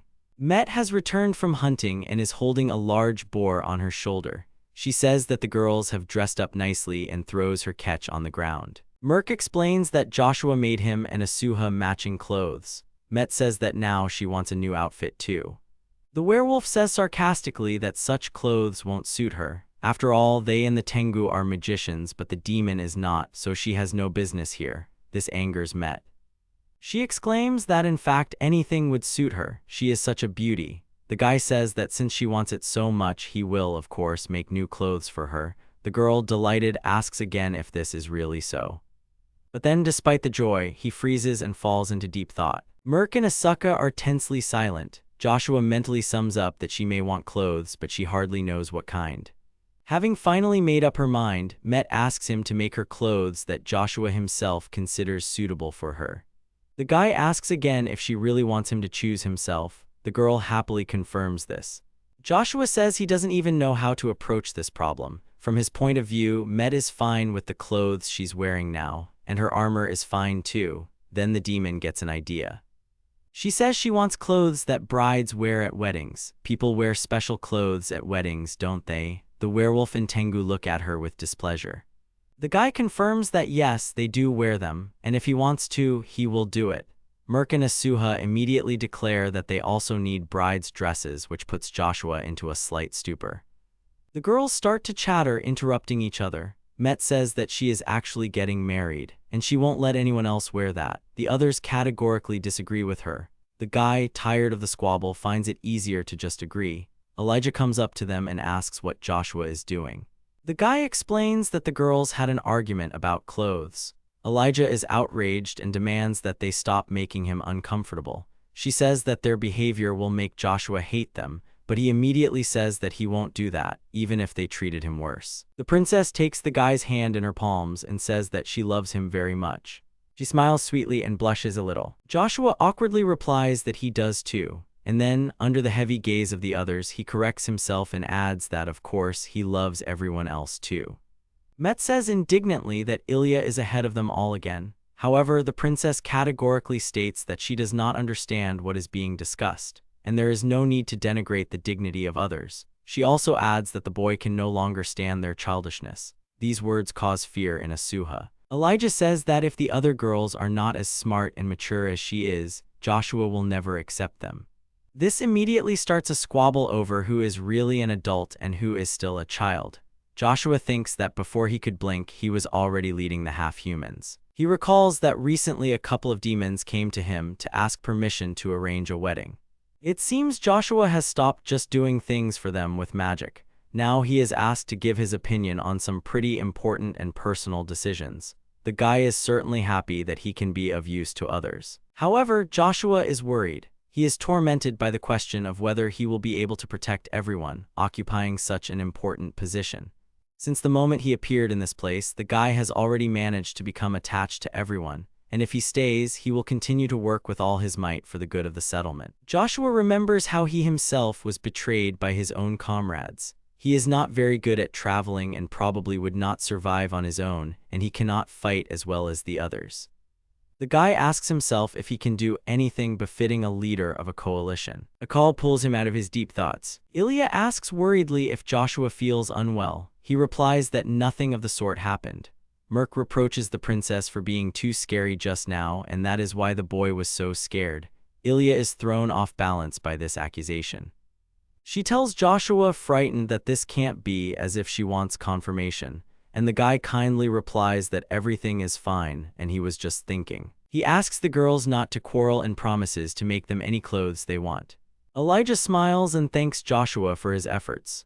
She asks him to feel free to contact them if he needs anything or has any difficulties.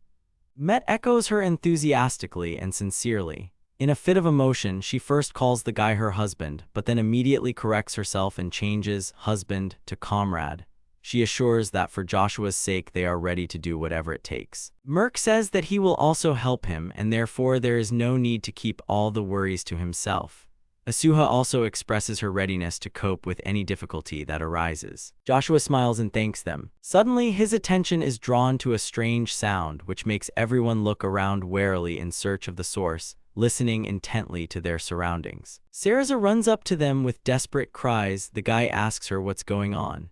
In response, he gets an emotionally charged story about how the mauves were peacefully grazing in the south, eating grass, and how suddenly crowds of people appeared there.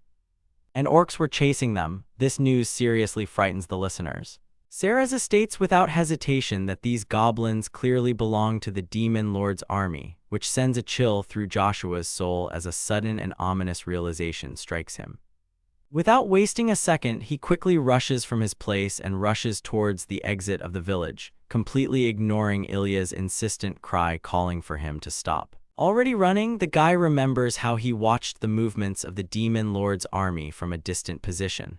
According to Seisan, people are being chased from the south. Joshua can't pretend that nothing is happening around him. His gaze turns to the distance, where smoke rises into the sky. Finally, the girls manage to catch up with him. He urges them not to leave the settlement's borders under any circumstances, explaining that if they decide to join any of the parties to the conflict, they will certainly make a serious enemy for themselves, and this is a huge risk of being drawn into the war. Joshua asks the demon to lock the gate behind him. At this point, Elijah calls out his name, trying to stop him.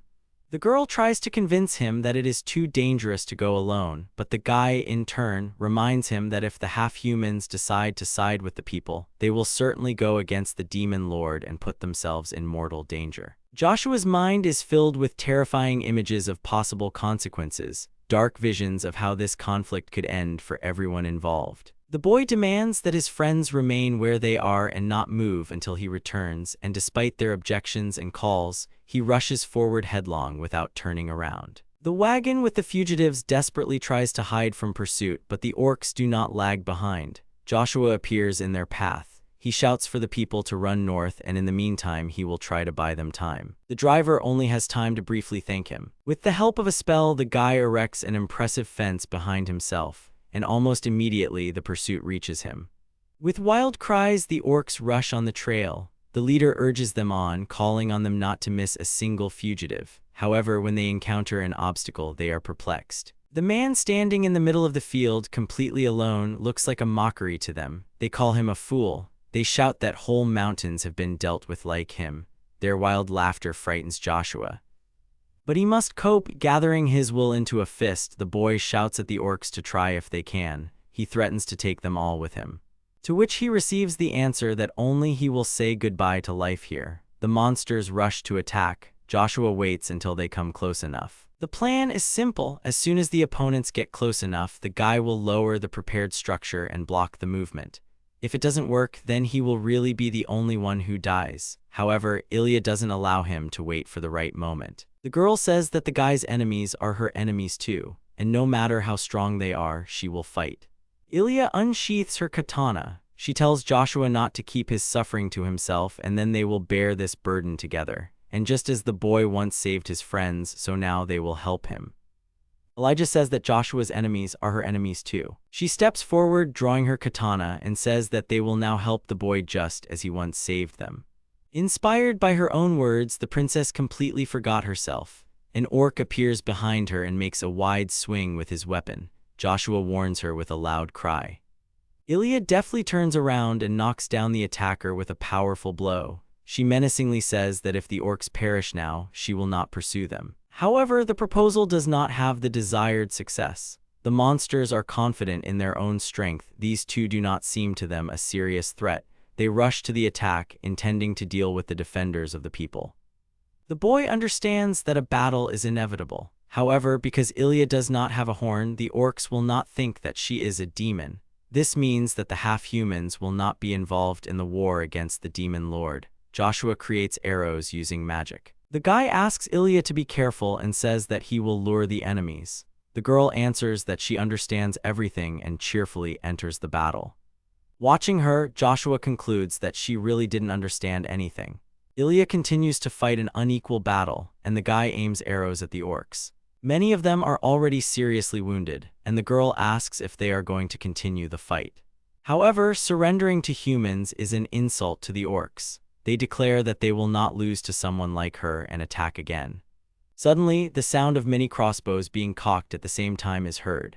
And then a multitude of bolts fly straight at the orcs. Joshua turns around in amazement. He sees that many demihumans have gathered on the walls. Despite the request, they also could not leave their friends to fight alone. Ilia apologizes to the guy for his self-will. Joshua says it's okay, none of the attackers are alive. That means information about what happened shouldn't leak out.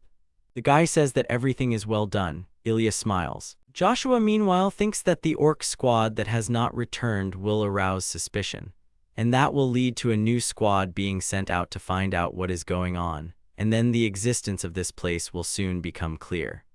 The guy says that the bodies need to be disposed of, and suggests burning them. He also adds that now we need to take good care of the defense, and of course, it's time to go back. Returning to the settlement, Joshua and Elijah find many exhausted refugees there. Met, who had come up, said that quite a lot of wounded people had arrived, and they were being looked after with care. The guy thanks the girl and promises to talk to people. The princess adds that if you need anything, you just need to say so. The refugees feel uneasy among the half-humans and are frightened by their every touch. As soon as Joshua comes closer, the driver immediately recognizes him. He asks Joshua in amazement if he is really on the same side as the half-humans, and then he asks to negotiate for help. The guy asks him not to worry. He tells him that he helps half-humans who have gathered to simply protect themselves from external dangers, and if you don't wish them harm, they will respond very cordially. The driver hesitantly agrees. Joshua asks where they fled from, to which he receives the answer that from Sabern. The people tried to resist the 50,000-strong army, but failed. The boy remembers that Sabern is a city located in the south, on the border of the two sides. Until now, it was the only fortress that resisted the army of the demon lord. Joshua asks if all the cities to the south of here have fallen. The interlocutor confirms that yes, they have fallen, every single one. The guy asks if the enemies are approaching these lands, to which he receives the answer that the army is making its way north. Those who fell earlier were also moving in that direction, but it is only one detachment. The driver also adds that the army is led by Bish. Joshua asks again if this is the same Commander Bish, famous for being the demon lord. The guy knows that this orc is known to be the most cruel and bloody among his kind. Bish is a veteran of many battles and a fan of weapons crafted using demon horns. And last but not least, this is the monster that destroyed Joshua's hometown. Joshua thanks the interlocutor for the information provided and says that if they move north along the river, there should be no problems. He also invites people to share a meal with him before departure.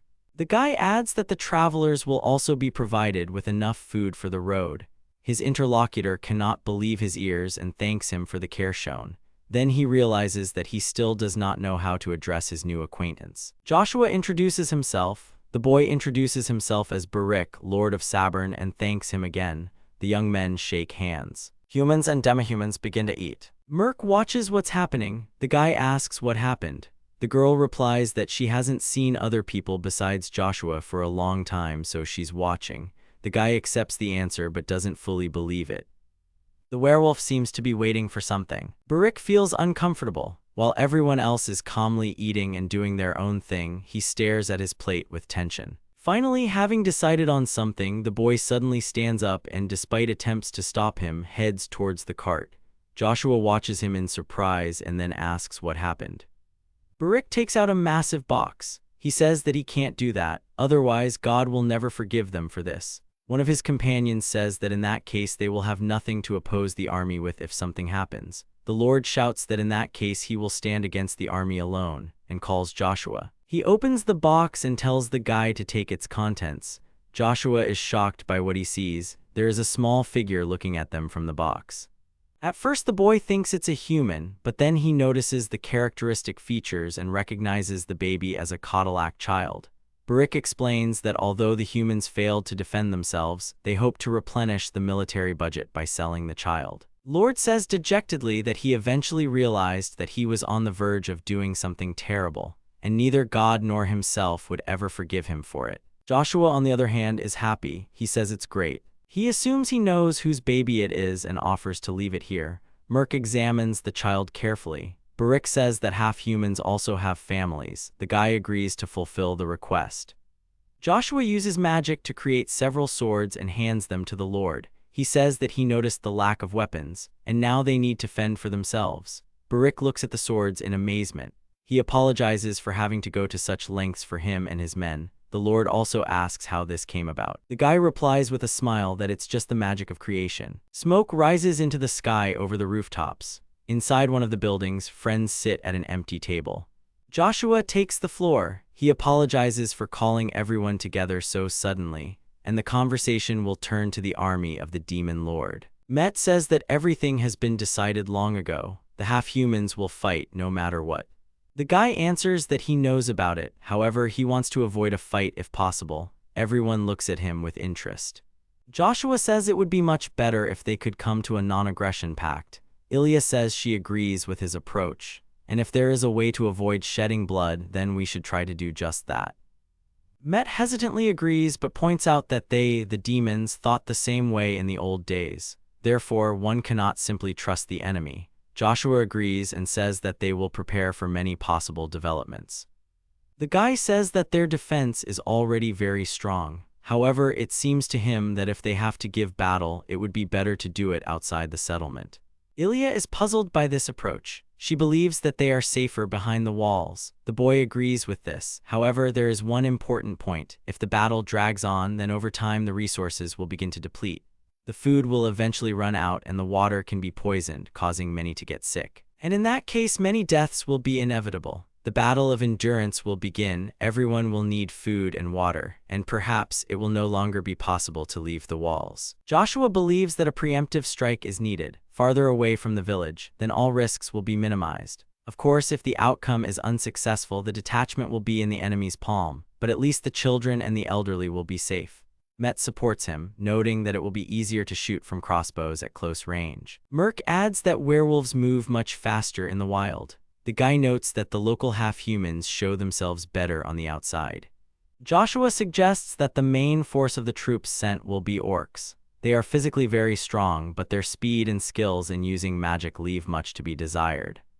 Ilia says that this means that orcs have the same qualities as demons. The guy replies that in the pure dimension of power, the latter will be even stronger.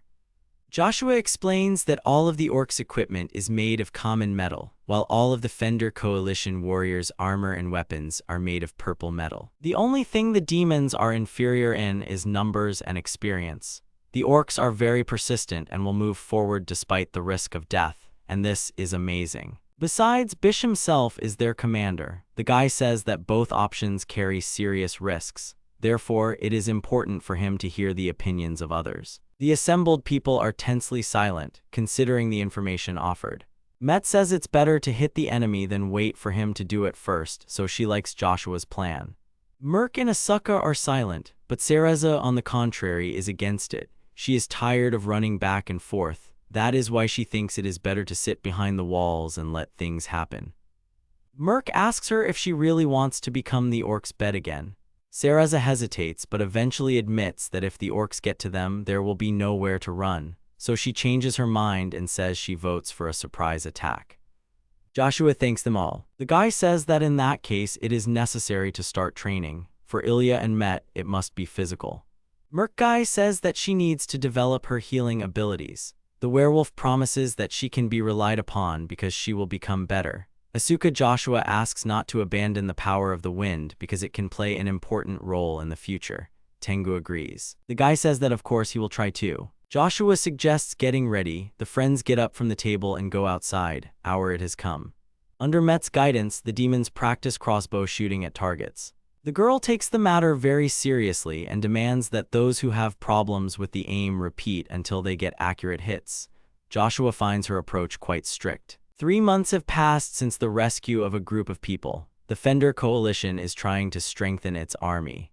Warriors master different types of weapons, bows and crossbows, swords and shields. Mastering each weapon is in full swing. It's safe to say that the settlement's defense is currently the best on the mainland. Met proudly asks the Kaitaku child if he thinks their weapons are cool. She ruffles the girl's hair and says that Joshua did all of this, not forgetting to accompany his name with the pronoun my.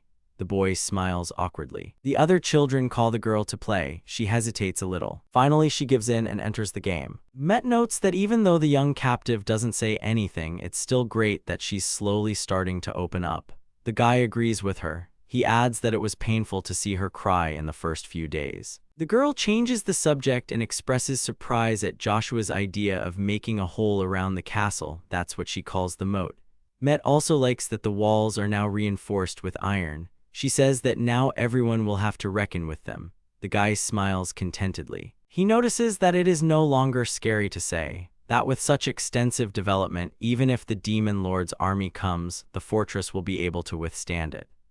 Joshua thinks that if there is a possibility to avoid war, he should try. With such a defense, the enemies will be more willing to negotiate.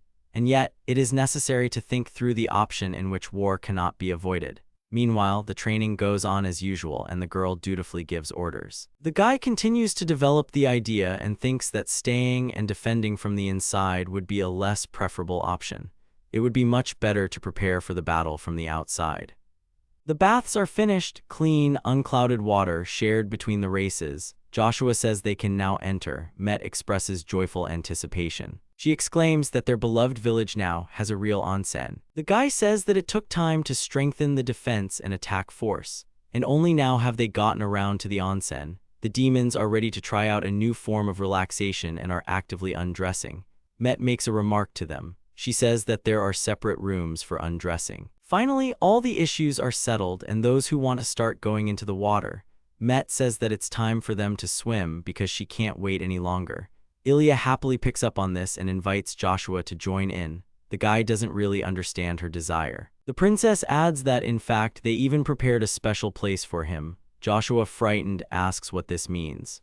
Met says they've already noticed that the guy needs privacy for certain things. Apparently, she remembers all these cases. The girl happily declares that for this reason they have prepared a separate pool for Joshua, hidden from prying eyes, and points towards the entrance. The guy remembers that they built it for Asuha at her request. Met says that she asked the Tengu to lie about it. Asuha apologizes.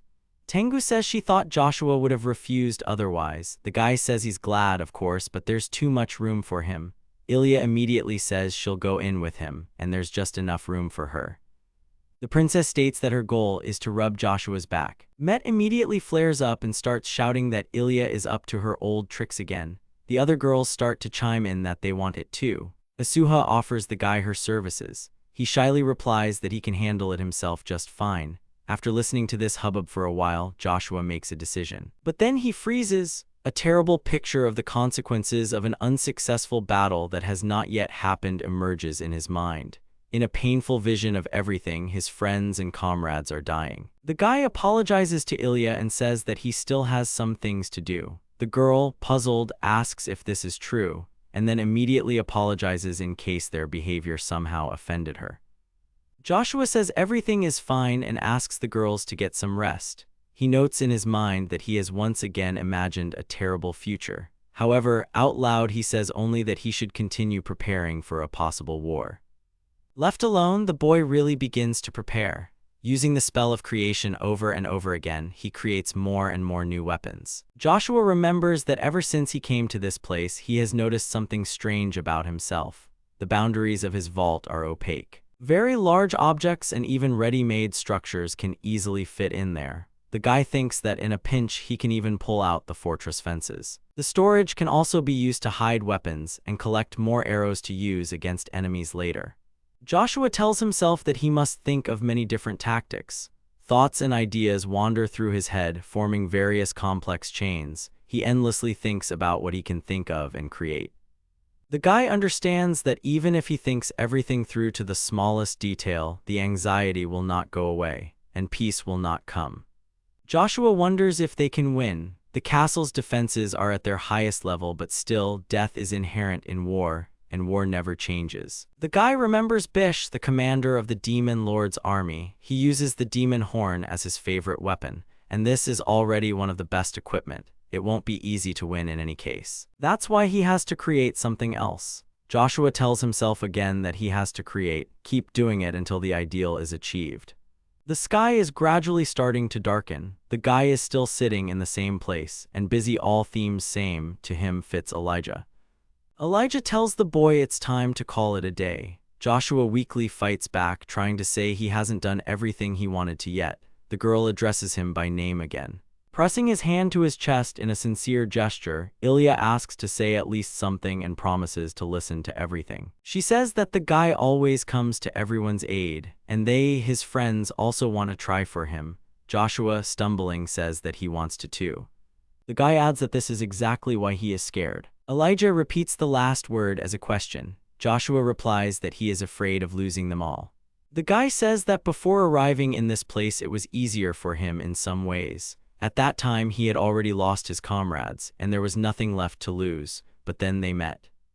Elijah looks at Joshua with wide eyes. She doesn't know what to say. The guy catches himself and starts apologizing. He says he doesn't regret a single meeting. The girl says that's not the point. She says she's just glad Joshua loves them all so much. The guy replies that of course he loves, but that's what makes him scared, wants protect all. Ilia gently touches Joshua's hands with her fingers. She says she didn't know the boy was going through the same feelings she was. Joshua asks in amazement if she really feels the same way. Ilia happily replies that she is not afraid now, and all thanks to the guy being nearby. Joshua looks at his interlocutor with wide eyes. The girl continues and says that when he is around, she feels that she has the power to protect everyone. And that's why Ilia asks to believe in them too. She encourages the guy to go through all the fears and hardships together. The girl asks with a smile not to keep her worries to herself. Joshua tells her that perhaps they already thought about this when they remembered their future enemies, the orcs. The guy explains that Bish, their commander-in-chief, uses demon horns as weapons.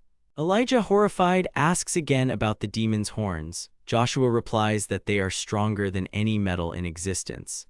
Power flows in them and pours out of them. Joshua says he is trying to think of a way to defeat him. The girl interrupts him and asks what will happen if they can use the horns. Will it be possible to break the formidable weapon and pierce the armor in that case? Ilia takes it out of the package and hands it to the boy. She asks if it is possible to use the horn to break through Bish's axe and armor. Joshua looks at the contents of the package in amazement. Inside it lies a horn broken off at the very base. The guy says that this is Elijah's horn, and it must be very dear to her. The girl agrees and says that her father gave his life for this horn, and that is precisely its value. However, it is also dear for another reason. With the help of the horn, you can save the lives of dear friends. Joshua freezes and stares at the horn for a few moments. Once he has mastered his emotions, he carefully takes the bundle from his friend's hands. The guy promises to make it the best thing he has ever created. Ilia smiles and says that he will be very happy about that. The guy starts creating. Joshua thinks about how difficult this task is. He could make a purple metal katana in a jiffy, but what he sees in front of him is not purple metal, but a demon horn. The guy feels that no matter how much magic he pours in, it will still not be enough. And yet, the idea works. In Joshua's hands is an incredible katana, made of a unique material. The guy hands Ilia the weapon and says that it can even repel magic, and it can cut through anything. The girl takes it in her hands and thanks Joshua.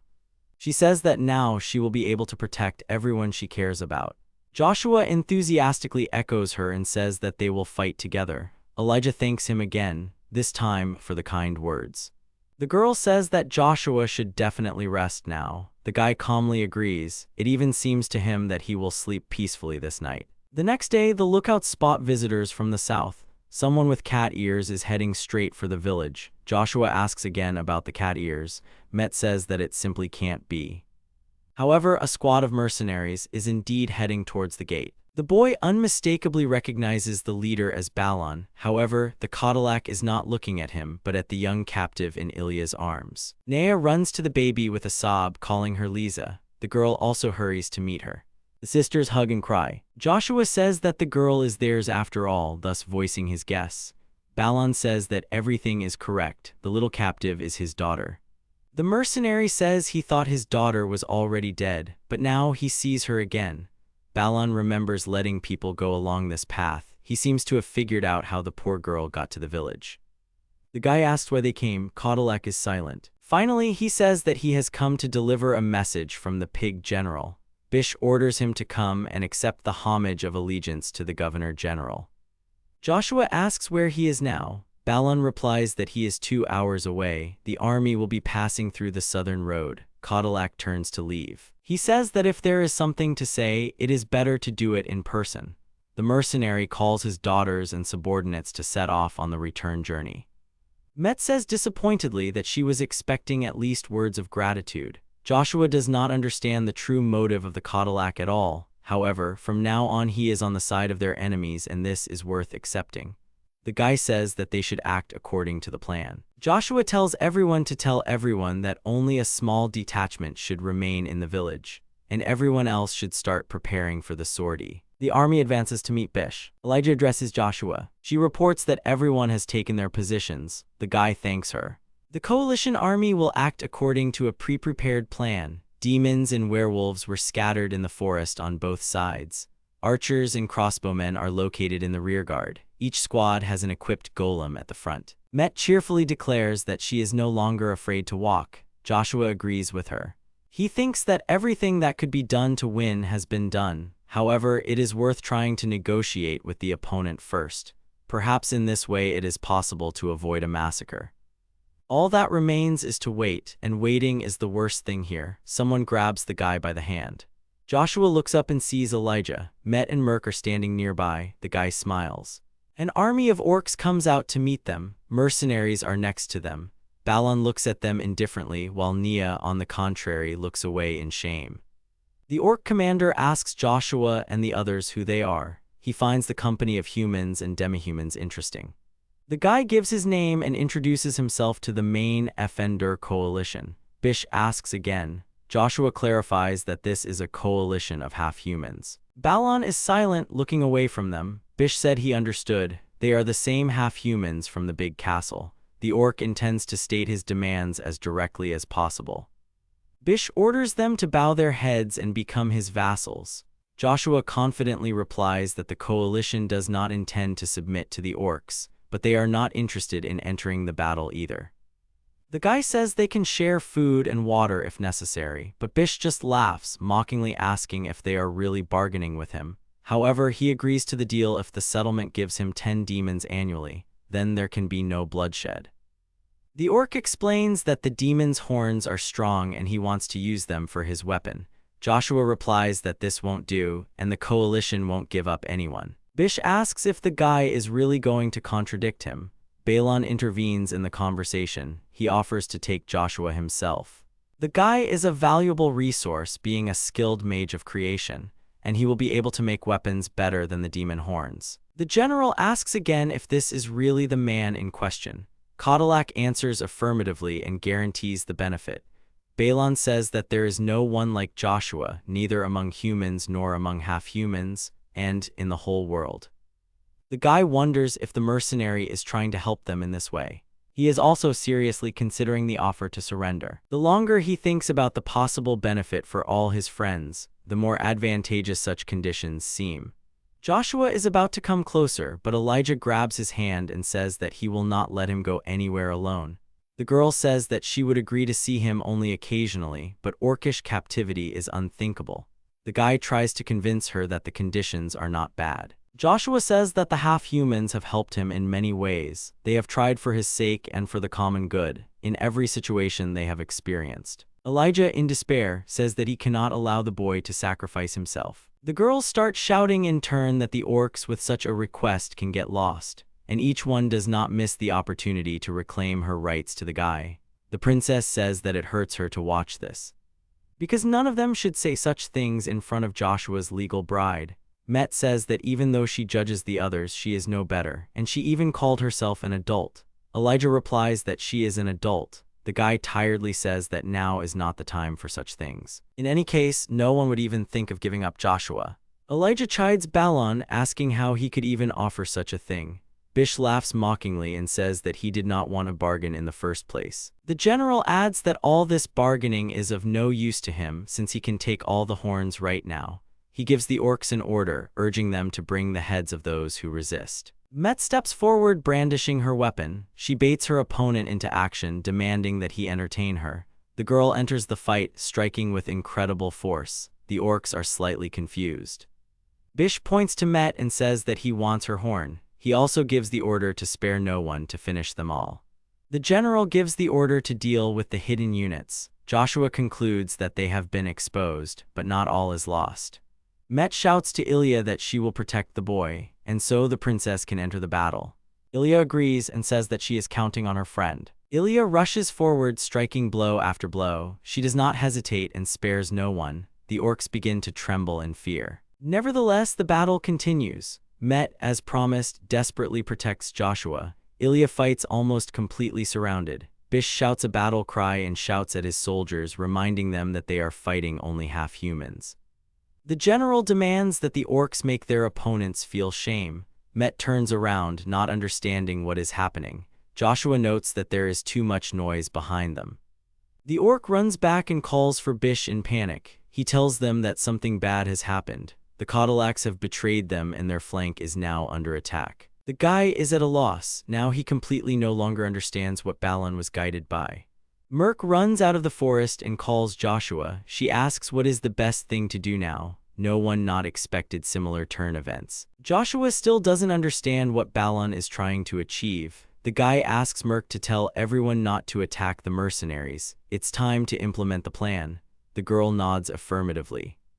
The general is furious as he watches his army forced to fight traitors. He promises that Balon will pay for this insolence, but then a loud noise distracts the orcs. These are the coalition troops previously hidden according to plan, entering the battle. The half-humans are armed and extremely determined. Bish says that they were hiding somewhere nearby. A whirlwind is approaching the orcs.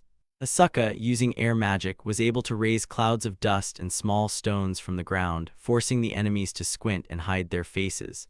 However, the general is not at all embarrassed by what is happening. He is distracted by the cry that the hour of battle has struck.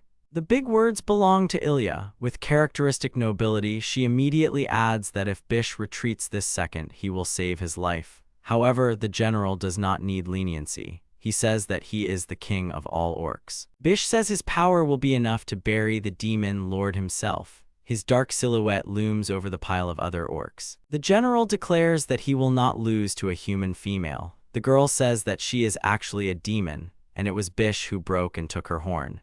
The orc says with a nasty grin that if that's the case, then he must already be using the horn somewhere. Ilia calmly rejects this version. The girl shows off her new katana and says that this is her horn, the horn that her father gave her back after taking it away. Bish is surprised, remembering what time period the story refers to.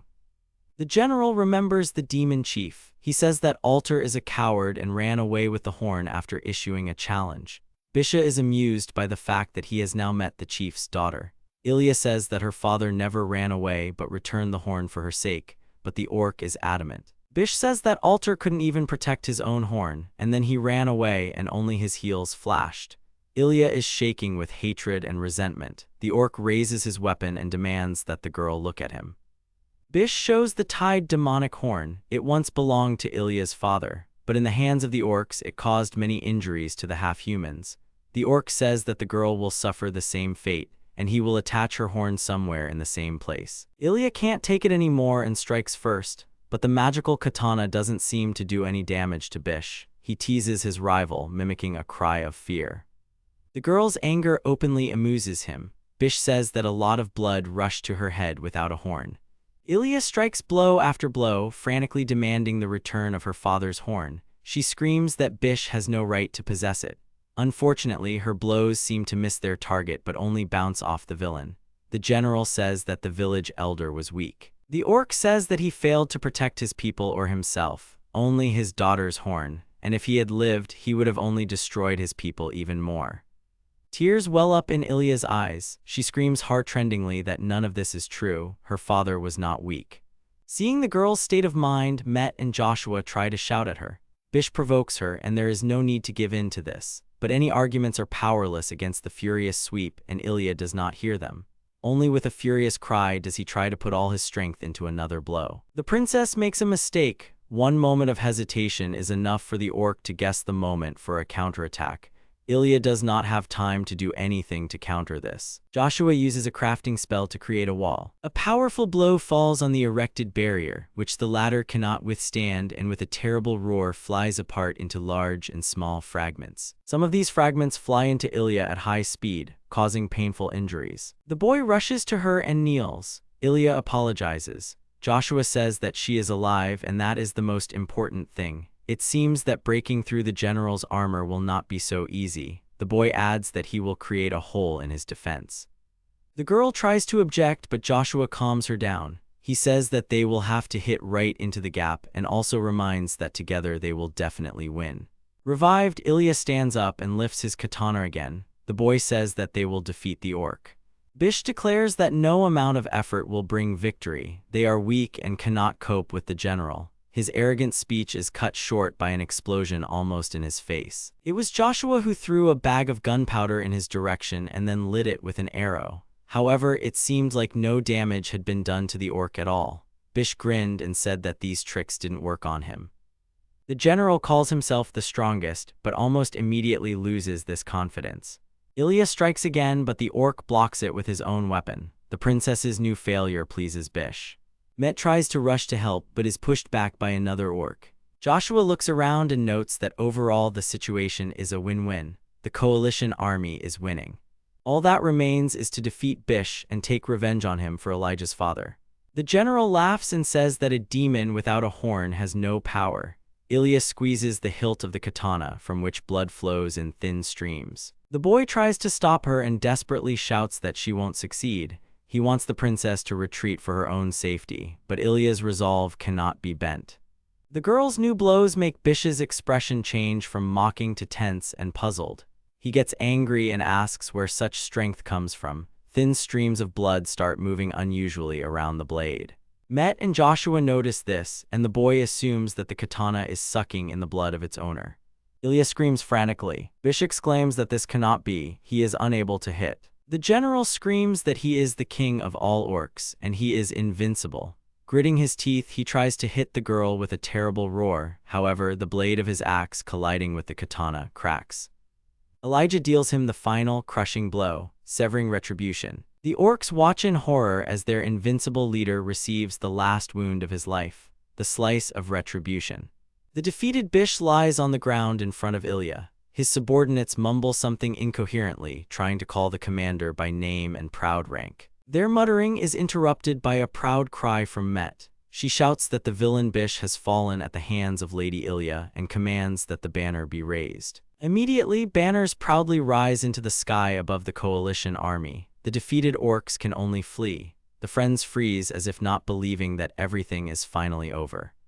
Joshua exhales as he acknowledges his victory. The demons, the defenders, and the Tengu rush into each other's arms, shake hands, and joyfully discuss their victory. The Cadillacs slowly pack their things. Joshua turns to Balon. The boy thanks him for his help. The mercenary responds dispassionately that he misunderstood him. They always enter war on the winning side, and Balon just knew that the coalition would win no matter what. Joshua asks in shock if this is really the reason why the mercenaries defected to the demihumans. Balon's face suddenly lights up with a proud smile. He says that betrayal literally runs in the blood of the Cadillacs. The boy replies that he is grateful to him either way. Balon says that gratitude is intangible, so anything that can be taken, the Cadillacs will take. It's not that they are happy about it, but that's what happens when instinct works. Balon concludes that one way or another they have won. Joshua is puzzled and silent. He understands that now the Demon Lord's army will never hire them, just like humans. The mercenaries have nowhere to go. These are the consequences of their unexpected betrayal. The guy turns to Balon again. The guy reminds that the Fendon coalition is a coalition of half-humans. Therefore, he offers Glank's mercenaries to join them. Cadillac is clearly discouraged by such an offer. Finally, Balon smiles and says that he has a very bad character, and that's why it's not so easy to make friends with someone.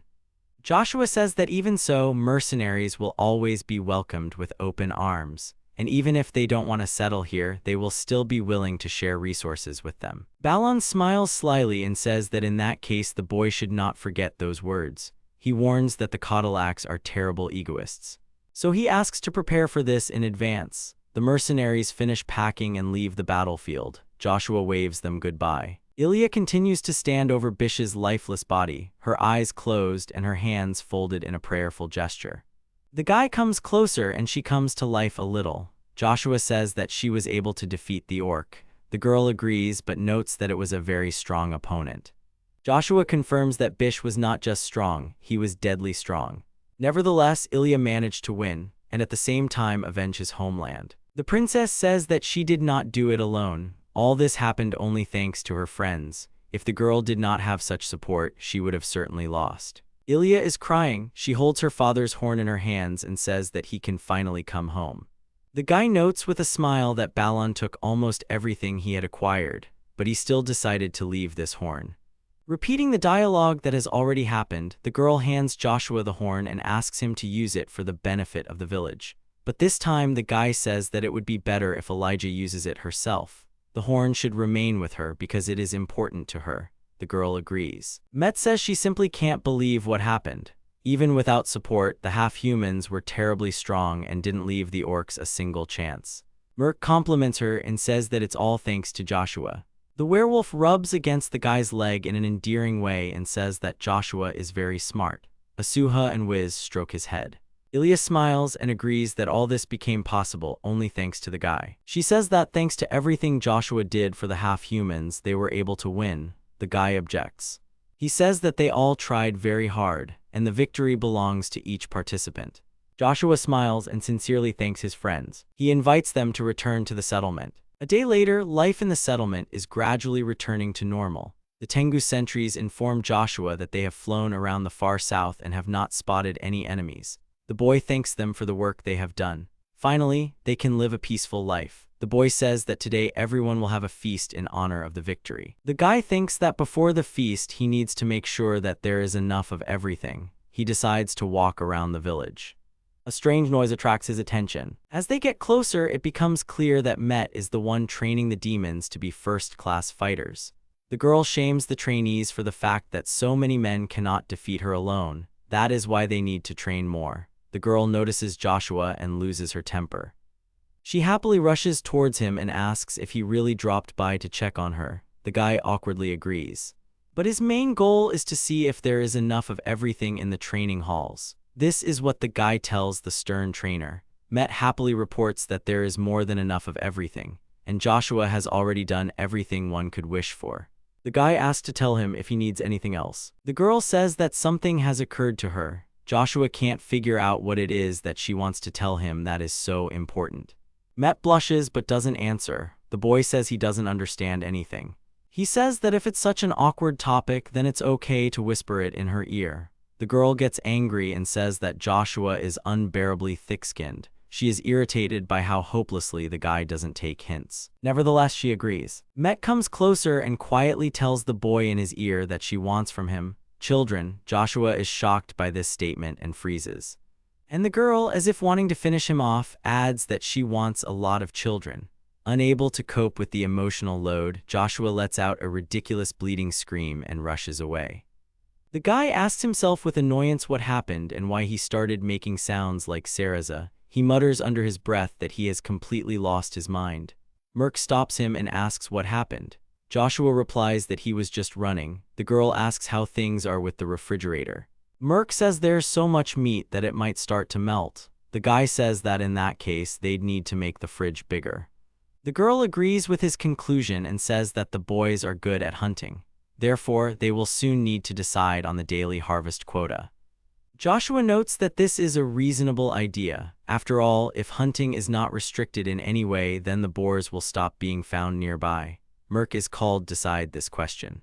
The girl asks to trust this matter to her. She also says that there is something else important that is worth talking about. The guy asks what it is about. Merc states that Joshua will marry her in the future. And after he gets married, they will definitely have a child who will become the continuation of the family. The guy tries to object with something. Merc interrupts him and says that in connection with this, Joshua will propose to her. Of course, in the future. The girl explains that werewolves cannot marry until they reach adulthood. The guy agrees, but only because there are no other options left for him in the dialogue, although he still doesn't understand why he needs to know this. Joshua thinks he didn't understand anything from this passionate tirade. However, he hopes that the merc will find someone else before he comes of age. The werewolf confidently declares that everything is decided. Merc says that the boy is now hers and hugs him tightly. Joshua asks her in fear what she is doing. She answers that this is how she leaves her scent on him. From her point of view, this is proof of ownership. Merc continues to hug the guy, but then someone calls out to them. Following the call, a thick stream of air hits the strange couple. Asuha descends to the ground. The guy praises her flight. The girl refers to her staff. She says that today she would like to demonstrate the results of her training. Joshua notes that she has already shown everything. But Asuha says that this is not the point, and asks the guy to follow her. Merc irritably states that the Tengu is in her way. Asuha asks in confusion why this is so. She just needs to show her results. The werewolf categorically declares that Asuha will bring Joshua back within a minute. The girl agrees and activates the magic of her staff. The guy is surrounded by dense air currents from all sides. He begins to rise above the ground. Joshua asks Tengu stop. Asuha takes off after Joshua, grabbing her successes as she goes. She says that while she was training in wind magic, she was able to learn other skills as well. Previously, the girl could only support herself in the air, but now she can also catch someone else. Together, they rise higher and higher into the sky. From here, a beautiful view of the settlement opens up. This sight enchants Joshua.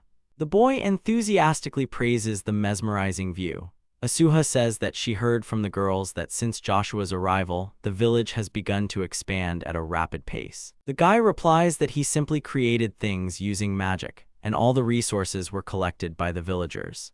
The girl notes that Joshua is, after all, a very modest person. The guy cheerfully says that modesty is more about Asuha herself. In all this time, he has never noticed her doing anything selfish.